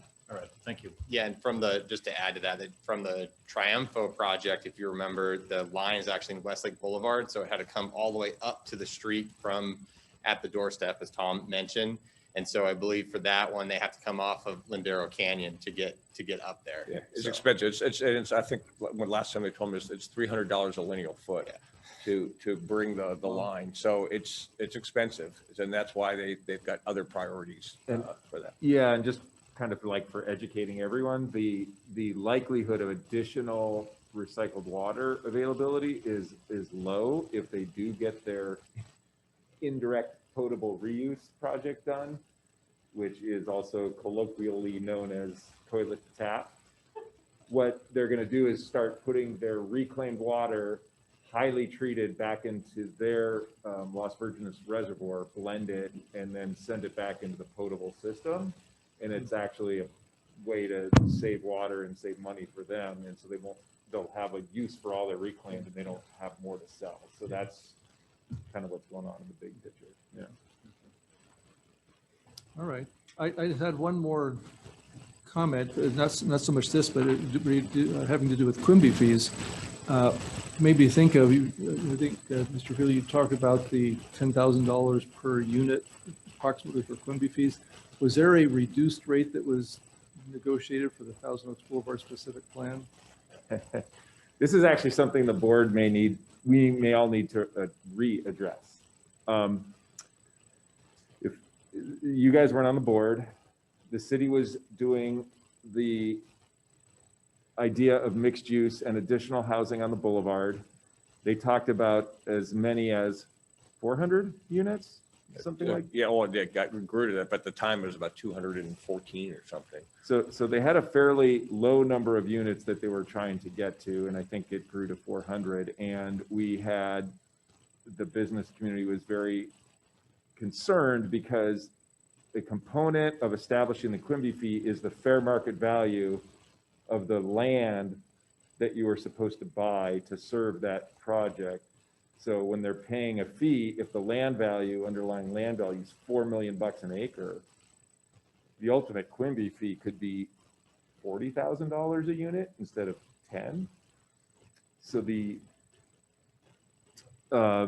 board met about 8 years ago thinking we only had about 240 to 400 units left on the boulevard, and we established basically a cut rate fee to basically allow for a Quimby fee that approximated what was being paid in the rest of the community, at the time. So it approximated what a Quimby fee would be if you were off the boulevard by half a mile or something.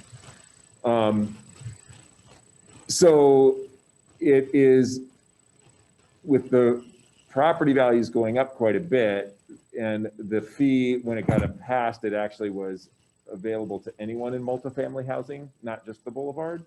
So anyone with multifamily housing can use that lower rate Quimby fee. They have a choice of using Quimby fee as calculated or the Thousand Oaks Boulevard rate that we had approved as a board. And they were sort of comparable, but when you see the Kmart site go for $4 million an acre, our Quimby fee, for example, say 1,000 people are produced out of 450 units on the Kmart site at $4 million an acre. If we have to buy park land to serve that at $4 million an acre, we're going to need, to buy a 5-acre park, we're going to need $20 million. The Quimby fee is going to be about $5 million. So there you go. Right, that's why I asked that, because I was concerned that with the general plan process, that maybe there's going to be some expectation that that's going to be citywide, and you just confirmed that it is. And that's a serious concern to me, especially with the very high likelihood that we have to buy land. So maybe that's another agenda item that we could have in the future and revisit that. Okay, and with that, sparing no other questions, this is just providing direction to staff, so there's no motion to be made. So as long as direction has been received by staff. And there's any further comments or questions? Just provide direction to staff. Yes, it's provide direction to staff on the recommended proposed 10-year. There's no, is that correct? There's no real action to take? Yeah. Did you get direction, Andrew? Yes, sir. And All just right. for reference, there Good, are I public wasn't listening. hearings scheduled for June 3rd and June 17th. Okay, thank you for that hearty discussion and good presentation. Next up is item 9B, which is the revised purchasing policy. Refer to our general manager first, if you want to make a handoff officially. I don't really need to officially do the handoff, but I understand Mr. Mooney's going to actually handle this one as well. Yeah, why Good. not? All He's right. hot. Yep. So you guys got to put up with me for a little bit longer. So thank you, Chair Nichols, members of the board. No. So He has 3 very young kids at home, so Andrew asked to start coming to the board meeting. Stephanie will appreciate that one. So the board recommendation tonight is to adopt the attached revised purchasing policy, as well as determine landscape structures and Play World as standardized outdoor fitness and play equipment suppliers, as well as determine USA Shade as a standardized fabric shade structure supplier, and determine Musco Sports Lighting as standardized sports field lighting supplier. So the proposed revised purchasing policy has been updated and codifies purchasing and bidding procedures. The last time this was updated was back in 2019. The significant change in the policy is the addition of determining products as standardized materials, equipment, supplies, and construction components for district purchasing and bidding procedures. So attached with your packet is the revised purchasing policy, and then for comparative purposes, a strike-through version of the 2019 purchasing policy with deleted text, as well as an updated matrix of the purchasing policy to kind of lay it out in a more graphic visual manner. So over the years, through like what we just discussed, the capital improvement plan and actually developing and implementing that plan, staff has researched, compared, and tested a variety of different vendors and suppliers for different materials, supplies, and components. And so there's a lot that we've dealt with and looked at and learned from. And so we kind of assessed some warranties, servicing obligations of that equipment and supplies, as well as product performance was part of an evaluation. So, and then also a cost comes into play as well. So really the goal of assessing this, of all these supplies, is to keep our parks open and usable, right? So we're not constantly having to fix things and review, hey, how do we fix this? How do we replace it? It's really trying to buy the best stuff, but then also there's a balance with that, right? So really taking a look at those points that I made regarding warranties and quality. So when we've really assessed this as a design criteria, quality, as well as physical characteristics, but then again, the cost savings of it. So the ability to be efficient with the products that we do choose in regard to the repair and maintenance costs, to minimize those for supplies or spare parts. So we're not having 10, 20 different suppliers for playgrounds, shade structures, or lighting manufacturers throughout the district, since we do have actually 64 facilities now with the addition of the equestrian center. So we got quite a bit of facilities to maintain. And then also modifications to equipment. So we've really kind of standardized our process with that, as well as with training and repair of the parts and supplies that we put into our facilities. And then looking at matching existing supplies. So as we replace things, we look at it and say, hey, yeah, this stuff worked well. We're going to go ahead and replace it with the stuff that's worked well versus replacing it with another vendor. However, we do test new things and really kind of take a look at those. And then a little bit in more detail is the user patron training would be minimized by standardizing. So we wouldn't have some really weird lighting control system that no one knows how to use for our permit use groups and our user groups. as well as like a odd, playground slide or component in a playground. So we do try new stuff. However, we try to standardize that so then it's a little bit easier for the people who are using our facilities, not just the staff that's maintaining it and programming it. So with that, we would as a special condition, as part of our bidding procedures, we would list this as a determined supply for the district. And however, the district isn't set just on these 4 vendors for these 3 types of supplies and materials. So we're not just limited. However, this would be our typical practice and standard practice of utilizing these vendors. And so for an example, like the Anthill, I believe Nellie brought that up regarding CIP at Thousand Oaks Community Park. So we would be looking to still utilize specialty elements, and it might not be one of these manufacturers, but we can still use it at our park facilities. So really to kind of summarize some of the issues that we've had with other suppliers, not really going to get into too much, with names and details and stuff like that, but really just kind of some examples, speaking with staff, stuff that I've experienced in my time regarding fitness and play equipment. We've had very unresponsive companies, unfortunately, where we might have structures and things installed and we're looking to get replacement parts. And it's either very costly to replace. It's not because it's a unique or not part of their current product line, as well as expensive shipping costs and things like that. And so the companies that we have been using, our maintenance staff, as well as me on the design and implementation side, have had really good working relationships and good experience with those suppliers for the fitness and play equipment between those 2 companies.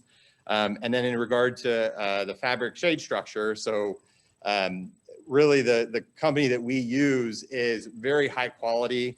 They're able to fabricate very large scale public scale kind of projects. Others that say they might be equal to us aren't really equal. There might be, for an example, there might be a 1-piece beam. These are 30, 40-foot spans, right, at Canal Creek North and such as the dog park and things like that. And they might use 2 pieces to do that span. Well, in construction, you start having joints. That means you have additional material. As far as hardware goes, you have connections.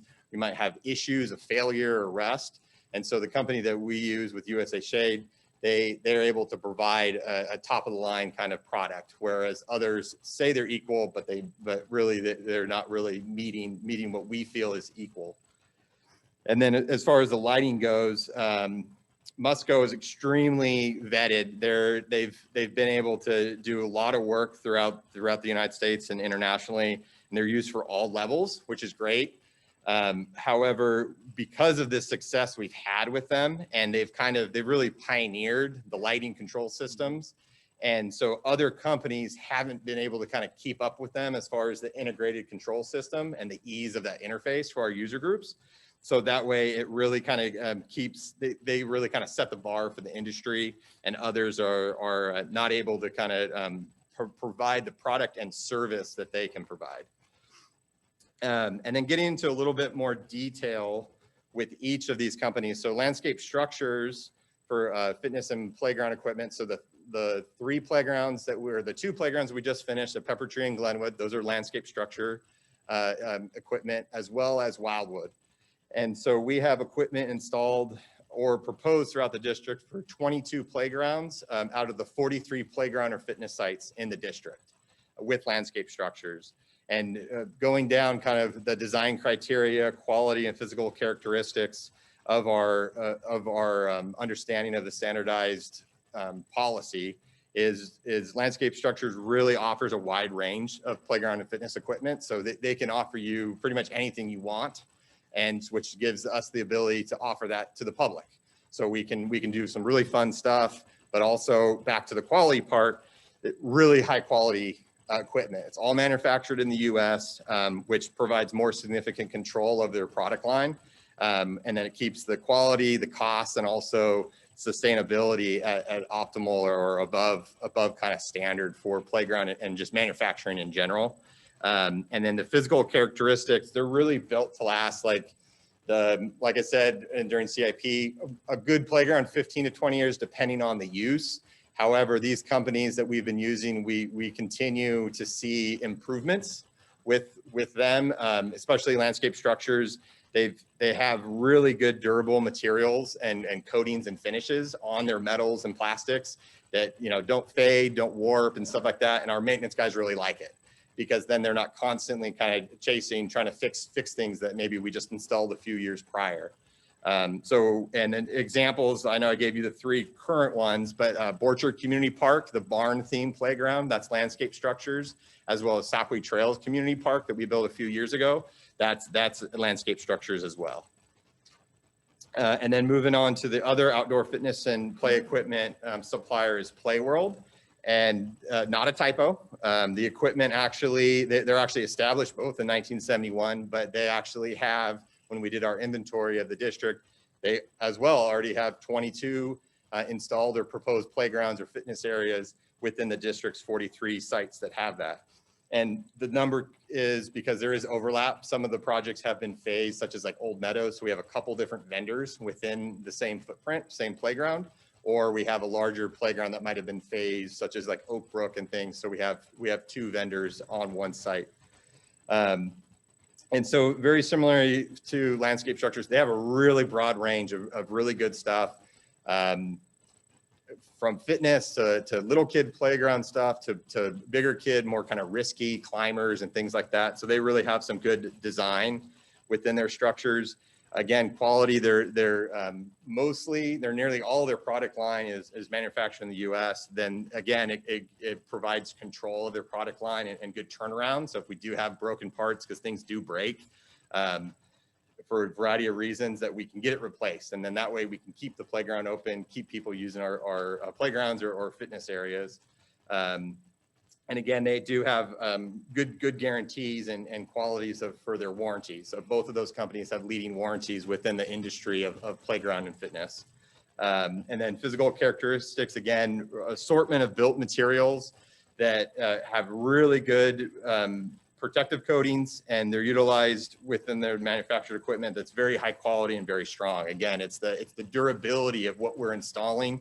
The goal really is to put something in and walk away from it for 15 to 20 years. Yeah, there's gonna be some minimal repair and things like that, but these structures are really, really good stuff. And I constantly talk with Tom's maintenance guys about, hey, is this stuff looking good? If we're trying a new part, we talk with them about durability. Is this built right? Is this the right way? And if they say no, then we don't put it in our parks. If they say yes, we'll try stuff and do things. So we're really kind of trusting our tradesmen that we have on staff, as well as the professionals of the company. So, and examples for Play World, the recent examples is Dos Santos Neighborhood Park, as well as Walnut Grove Park, are both landscape structure, or sorry, Play World structures. And then moving on to our fabric shade structure is USA Shade. I mentioned the dog park is one of the locations that we're proposed to do it at. And then we also have 19 other locations, including the dog park. So probably the most prominent would be Canal Creek North at the Lakeside Pavilion, as well as the other 2 pavilions that we have on the property. But again, very large, public rated, very aesthetic, but then also quality design, really incorporated well into it. Those were installed a few years before I started, but again, it's one of those products where like, wow, it's built really nice. It fits the site, and they really work with us on good design. And so USA Shade is actually one of the largest shade fabric companies in the United States, and very capable. They've actually built over 250,000 shade structures. They started in the early 90s, 91, and a lot of their structures are still built today. So it's not this high turnover. They're replacing parts and things like that. So, and one really good thing about their quality is they're involved in all the phases of the design. So they can design it, they can engineer it, they build it themselves, and then they also install it. So it's one of those companies where they don't just, hey, give you the materials and walk away and it's our problem. They really kind of see through it, which I think shows the success of the outcome of the projects that they've been involved with other people, but as well as the projects that we've worked on with them. And so again, USA Shade, similar to the playground companies, they really kind of set the bar with industry leading warranties of their product. And another site that we do have it already installed at, and we actually, I think we have about 8 structures of theirs at Old Meadows for the therapeutic playground that we have there, the inclusive playground. So again, really nice fit and finish, but really good quality product. And then moving on to Musco Sports Lighting. The lighting we have a little bit less because we don't have too many lit fields per facility, right? With the 64 facilities, but of the 7 lit facilities proposed or installed, 7 of them, 7 of 7 are with Musco Lighting. So they are, like the others, a US based company, and they really promote an environmental friendly lighting design. They got 40 plus years of experience. They do about 100 annual projects in California, in the state alone. Very, very robust company as far as employees and knowledge, similar to USA Shade, kind of all phases of the work that they do. So from design to engineering to installation, and as well as to maintenance of it. They have 1,300 employees throughout the company, but 170 of those are just for research and development. So they're really kind of taking a look at the technology and the quality of what they're doing and continuing to improve it, which that's what we've seen from early installations to continued use of their product throughout the district. And regarding the quality of it, they actually have a really good lighting control system where you can make one phone call and you can turn the lights off. So we actually utilize that system with our permitted users and our user groups as well as staff, so we can have ultimate control, not making the neighbors mad by keeping the lights on all night, but then also that reduced cost and energy consumption. So it's a really good balance to be able to have very good control of the lighting systems that we have throughout the district. And then with the physical characteristics, they really have good lighting solutions, where as technology with LEDs continues to expand in efficiencies, they continuously look at their products and their actual lamps and lenses and things, but then also it's about the kind of full service nature of the company. So they have, like a lot of people, they say, hey, I can have an equal, I can do it. Yes, they might be able to have an equal lamp, but as far as the full package, it's very difficult to match Musco as far as from the lighting control system to the service and all that. So really, to kind of conclude, is these products meet the needs of the district based on the design criteria, quality, as well as the physical characteristics and the cost savings based on standardizing and with supplies and repair, minimizing those costs associated. And so by determining these products as standards, these selections will provide the ability to staff to really keep our parks open. Again, that's our goal, is to provide these parklands so people can use them. And so by being able to use these efficient products and really top-notch companies, then we can continue to be able to do that for all of our projects. So per the proposed policy update, staff would recommend determining products as standardization actually every 4 years. So it's part of our CIP process would be every 2 years in our budget. And then we'll continue to assess who we're using and why we're using them, because they might be good now, but they might not be so good in a few years. And that way we're not limited to who we're using for the most part as the standard. However, again, I want to, in no way we're limited to only using these people between the 4 companies. So it gives us flexibility to still kind of test and look at other companies that are innovating and doing new things within the park industry. But then also it helps us to be, again, standardize the efficiencies for staff from a planning, maintenance, and user standpoint to be able to, again, provide some great park facilities. So with that, I'm available for questions. Thank you very much for the presentation. All right, Director Holt. I was going to suggest that unless there are other questions that board members have, I think that was an excellent explanation. Plus, we have the written explanation that was in our packet that we can read. And so I would like to say that we should vote. It's kind of complicated. Where's it? 9B. That we vote on the recommendations made by staff, including 1, 2, 3, 4, and 5. Okay. We have a motion. Does someone want to second that, or we have some questions that people want to ask of staff before we move right to a vote? Director Lang? Yeah, I have questions, but we can't have a motion, and not take action on the motion until Okay. everybody's had an opportunity to ask their questions. That's certainly an option. I believe if someone wants to second the motion, there's still discussion after a motion is made and That's seconded. what I'm saying. So unless you're going to revise the motion, Well, we we can can't. still have discussion. Mhm. So for Correct. purpose of discussion, I'll second the motion. Okay, we have a motion, a second, but I think Director Lang had some questions, so please go ahead. First of all, I'm glad to see the standardized purchasing program. There's a lot of advantages and potential cost savings.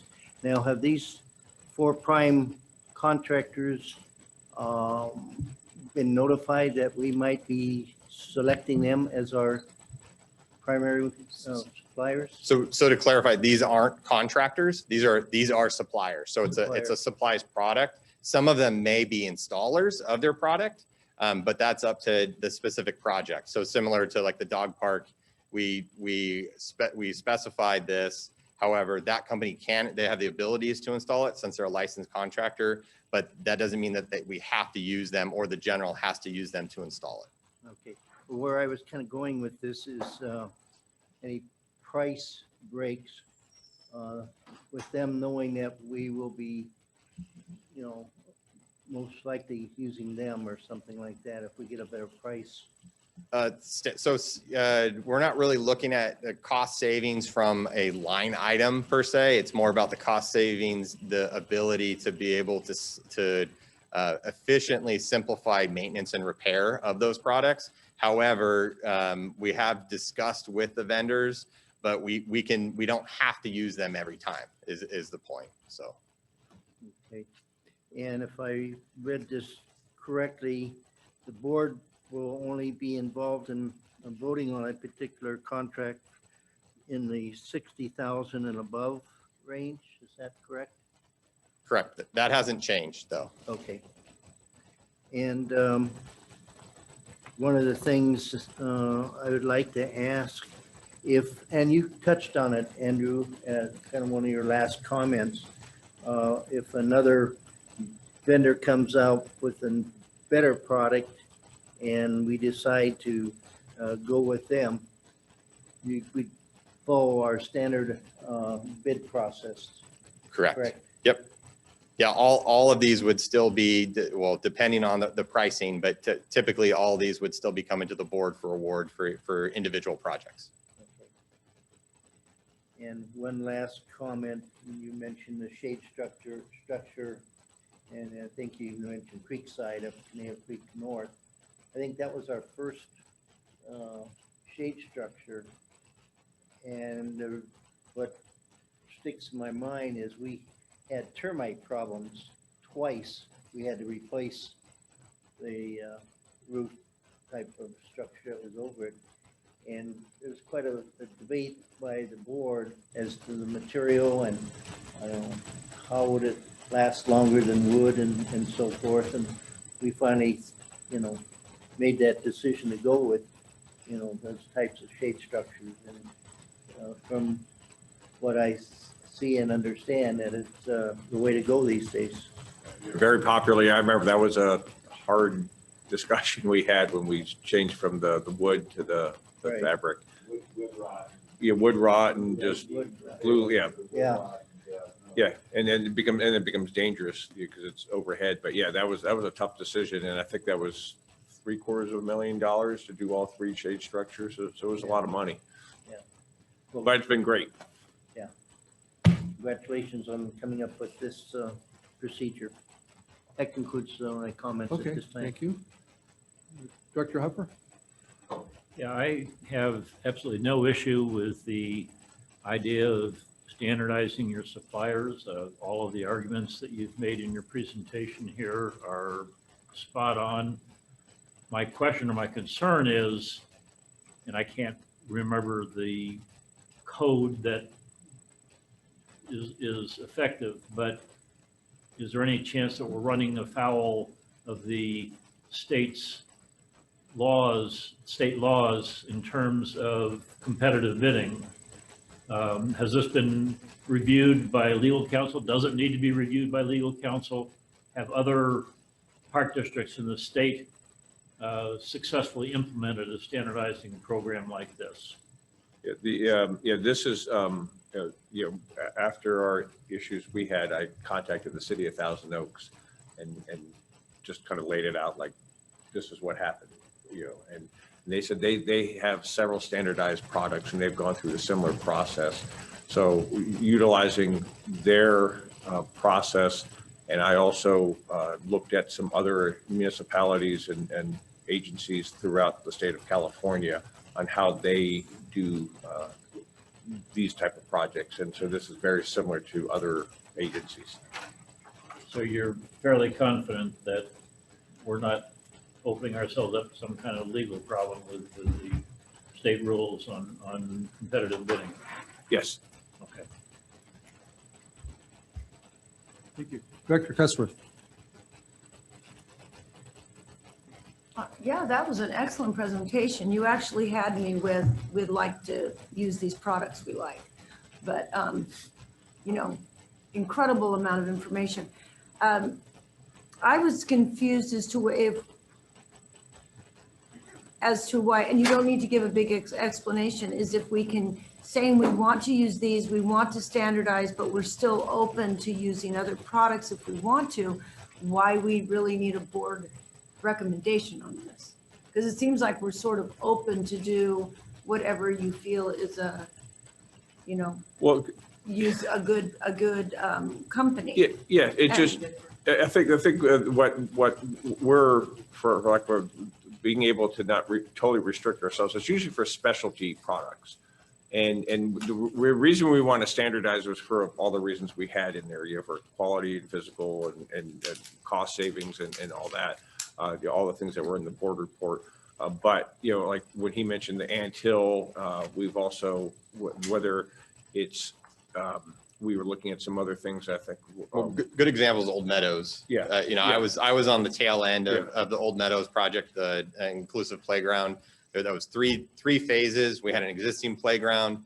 Staff before me did phase 1 retrofit and phase 2. So there was already a couple different vendors. However, we needed different stuff. We needed specialty items on that third phase. So we actually used 4 different vendors, including the shade on that one phase. So again, it's we want to continue to innovate. We don't want our facilities to get stale, but then also we want to make sure that we're using the best products. So that's why we're not technically locked into these folks. However, we want to make sure that you guys are okay with us standardizing them as a district standard. And that's why we're trying to formalize the process that we've had in place for a decade.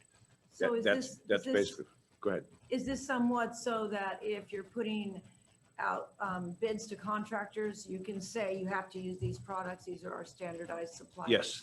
Yes. Okay, so all right, so then It's that, simple as that. I mean, and again, a very good example is, we had our issue with the dog park, but even like with playgrounds, if we say there's months of planning that goes into the playground and what needs to be done and how it needs, and for a contractor to say, well, I've got a slide, you start up here and you go down. That's the same. But so to us, that's not the same, because there's so many different reasons. So that's why we're trying to formalize the process that we already have in place. yeah, I understand now. I just was wondering why we were doing this, but it's mainly for bids to contractors, so you can say, no, this is our standard. Yeah, we could say, This has been approved yes. by the board and this is what we're Yeah, doing. and if you looked at the purchasing policy, we have the process steps, and one of them is we're going to identify, this is what happened on this date, and we've standardized it. So we hopefully won't run into any other future issues. All right, okay, thank you for that clarification. Okay, with that, we have a motion and a second on the floor. There's no further questions. All those in favor say aye. Aye. Any opposed? Yay. Okay, we'll move forward. Thank you for the presentation, Mr. Mooney. Thank you, Mr. Chair. All right, that takes us to 9C. Appropriation amount, subject to limitation. Mr. Friedel. This is a numbers thing, so we're gonna kick it right off to. Boy, you're just passing the soccer ball back and forth here, I tell you. Pass it right on to.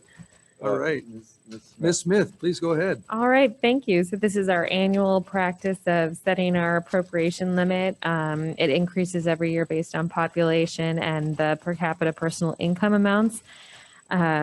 So the limit for us this year is about 49 million, and the amount that we have subject to that limitation that we're expecting for the next fiscal year is about 23 million. So we are well under the appropriation limit. And yeah, that's pretty much it. I'm available for any questions. Okay, do we have any questions of Ms. Smith? Everybody checked their math twice? Okay, do we have a motion? Let's see, this is Board of Directors to adopt a resolution. So we have a motion to adopt the resolution. Director Cusworth? So I will make the next recommendation, the board of directors adopt resolution number 052021, a settling of the 2021-2022 appropriation subject to limitation, Thank you. We have a second to that. Director Holt, second that. Okay. May we please have the reading of the resolution title only, please? Resolution 05021-A, a resolution of the Board of Directors of the Conejo Recreation Park District establishing the annual appropriations subject to the limitations set forth in Article 13B of the Constitution of the State of California. Thank you very much. And with that, can we have a vote, please? All those in favor say aye. Aye. Any opposed? Okay, that carries. All right, thank you all. That finishes our new items. And we'll go on to reports and announcements. We have a few items here, which is for information only. Were there any questions or comments of staff on any of those items? All right, seeing none, we'll continue on through department reports. 11A Parks Division, please. Yeah, Andrew just talked way too much, so we've got nothing. But I'm available for questions. Any questions of the Parks Division staff? Seeing none, we'll move forward to the Recreation Division report. Ms. Callis, you've been Chair Nichols. waiting patiently for this moment. You guys are still here? I'm still here.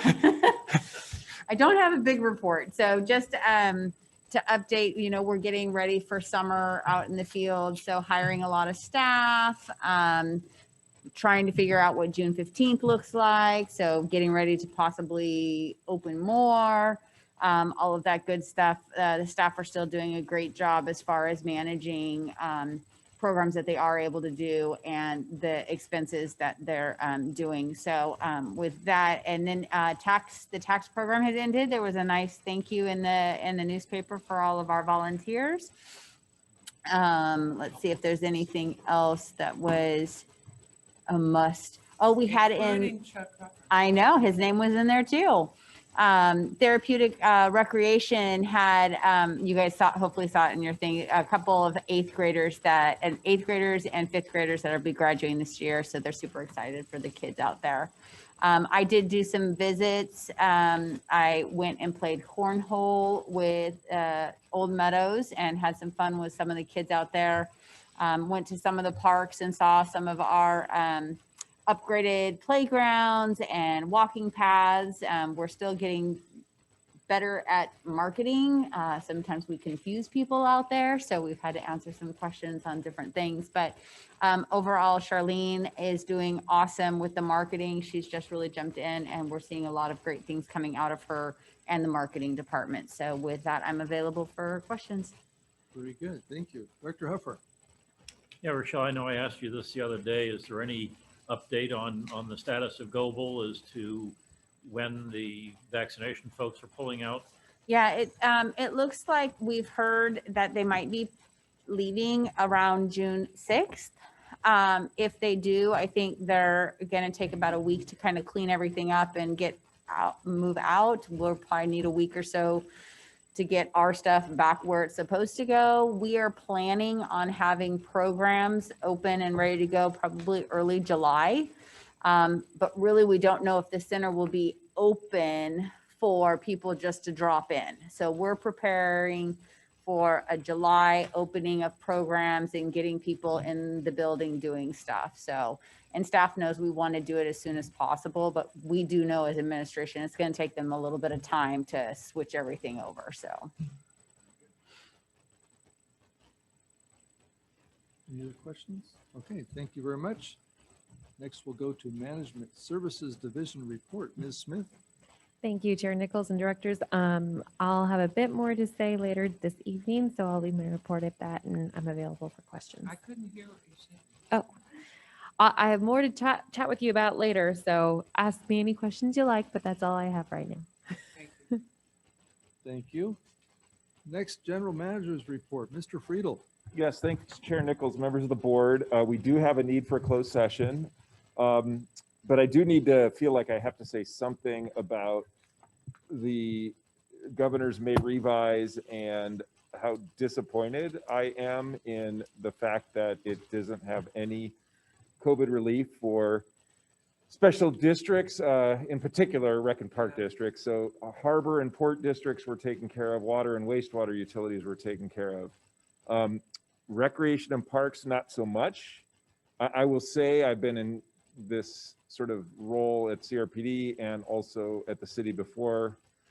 So in both positions, having to pay attention to the state budget and what it's doing. And I have never seen so much money sloshing around in the state.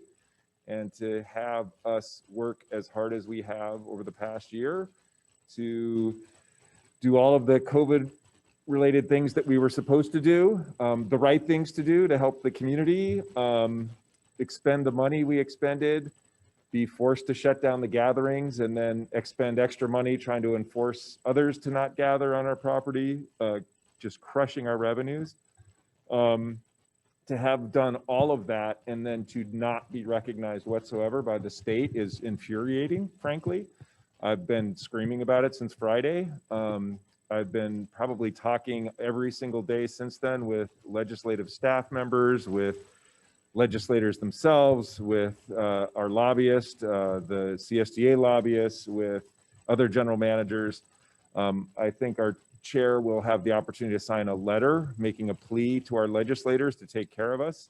I would suggest anyone listening, the board, if you do have any relationship whatsoever with a legislator, to just kind of let them know. I will tell you that Assemblymember Irwin has been a champion for us. So she is doing all she can to try to help CRPD, but the ball is now in the legislator's court. The governor's kind of thrown out what he wants to do with the budget.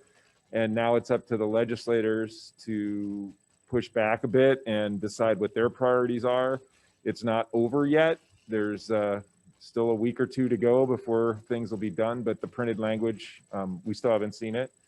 So no, there's actual outrage in the Rec and Park world. So I'm channeling some of that, and I've, I didn't swear, did I? So that's might be the first time I talked about it without swearing. So it's outrageous, honestly. The state's in somewhere between a 27 and 75 billion with a B surplus position. The 2,000 special districts in the state were only asking for 2 billion of that for some relief for what they've done. And to just be shut out is, my head's exploding. So that's it. I'm available for questions, and we do have a need for a closed session. Thank you for that report, and thank you for your continued efforts on behalf of the district. I know you've been working hard for that. Any questions of the general manager? Okay, with that, we'll move on to director's reports. Start to my left here with Director Huffer. I think it's been since our last meeting. We did have a Zoom meeting of the COSCA board. Yes. And went fairly efficiently. Yes. Yes. Other than that, there really isn't much else to report on. The tax program is over, thank heavens. So, but it was good, and glad to be involved with that. But glad it's over, so I can now visit grandkids and things like that. Perfect. Thank you. Director Holt, any reports this evening? No, Okay, very good. Director Tessworth. I don't have any report, but I did think it was interesting. I don't think it wasn't, it might have been 2 Thursdays ago that the city is getting 16 million for homeless housing. So that was reported in the Acorn, and I've been meaning to write to the council people to ask, what are they going to do? I know they're trying to buy a motel. I still have people emailing me about problems with homeless in the park. I think it's unfortunate because we don't have any way to solve this problem, and yet we're the ones that get the complaints. So I have to refer them. We have to talk to the city. You have to talk to police. You know, I can, you know, try to direct you in the right direction. But anyway, so I just thought I'd say that is kind of a nice thing. The city is getting money for the state, but they seem to have a lot of money. They're sure throwing a lot of money around the school. So I'm sorry, Jim. Thanks, Ellie. Director Lane, do you have a report for us this evening? Yes, I do. Are you writing down your last 27 items you went to this Well, week? You're a very busy guy. I didn't expect to have to report this item as I thought Mr. Hare would. That the district received a grant from the Santa Monica Mountains Conservancy. You want to expand on that?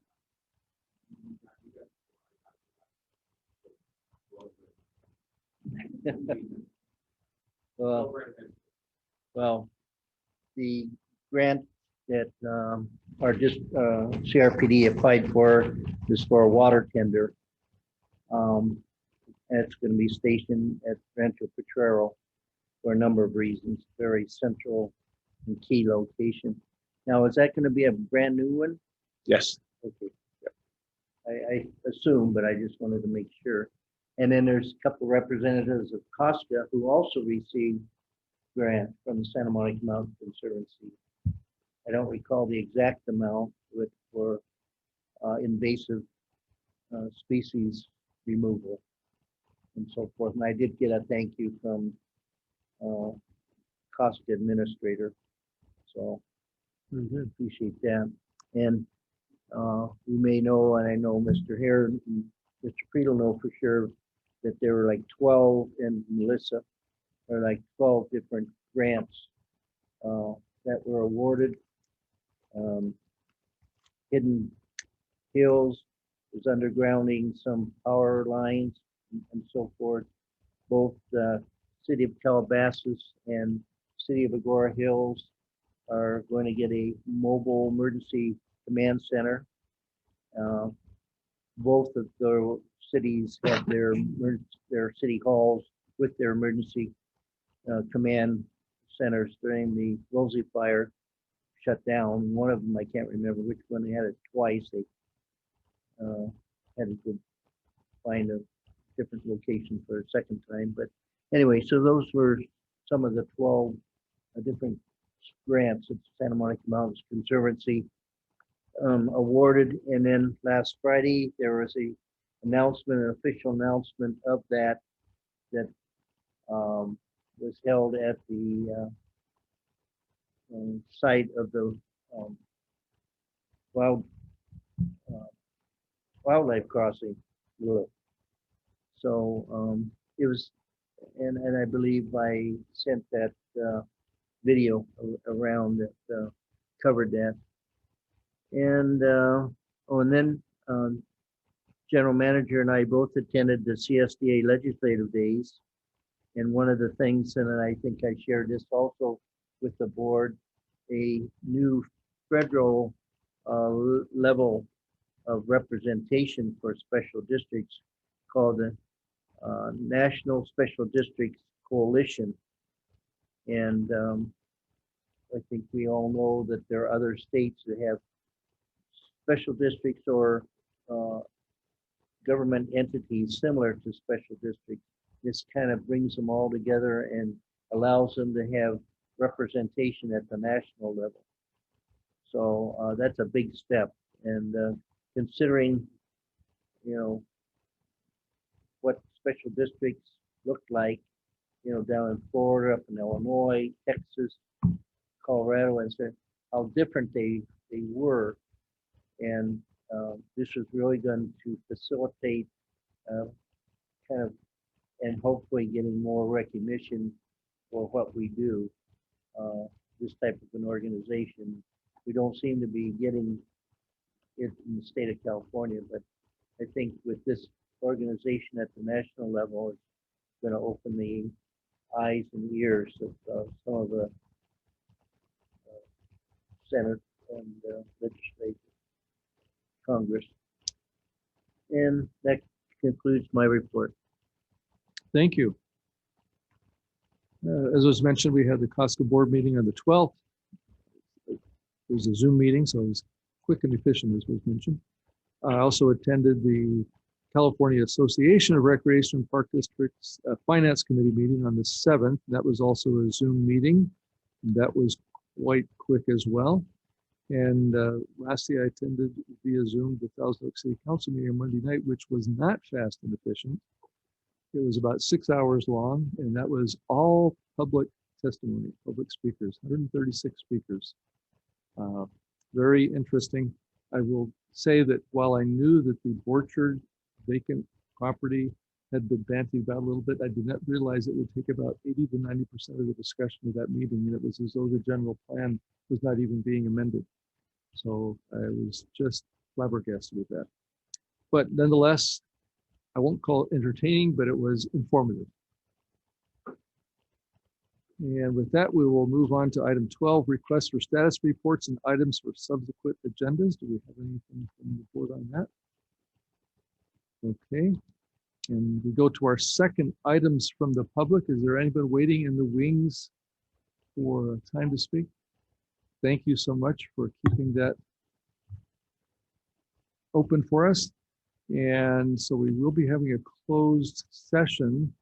And so before I hand that over to our general manager to announce, since we're not going to actually adjourn the whole meeting, I just did want to make a mention and kind of close the meeting, so at least the public session part, in the memory of Phil Gatch, who passed away recently.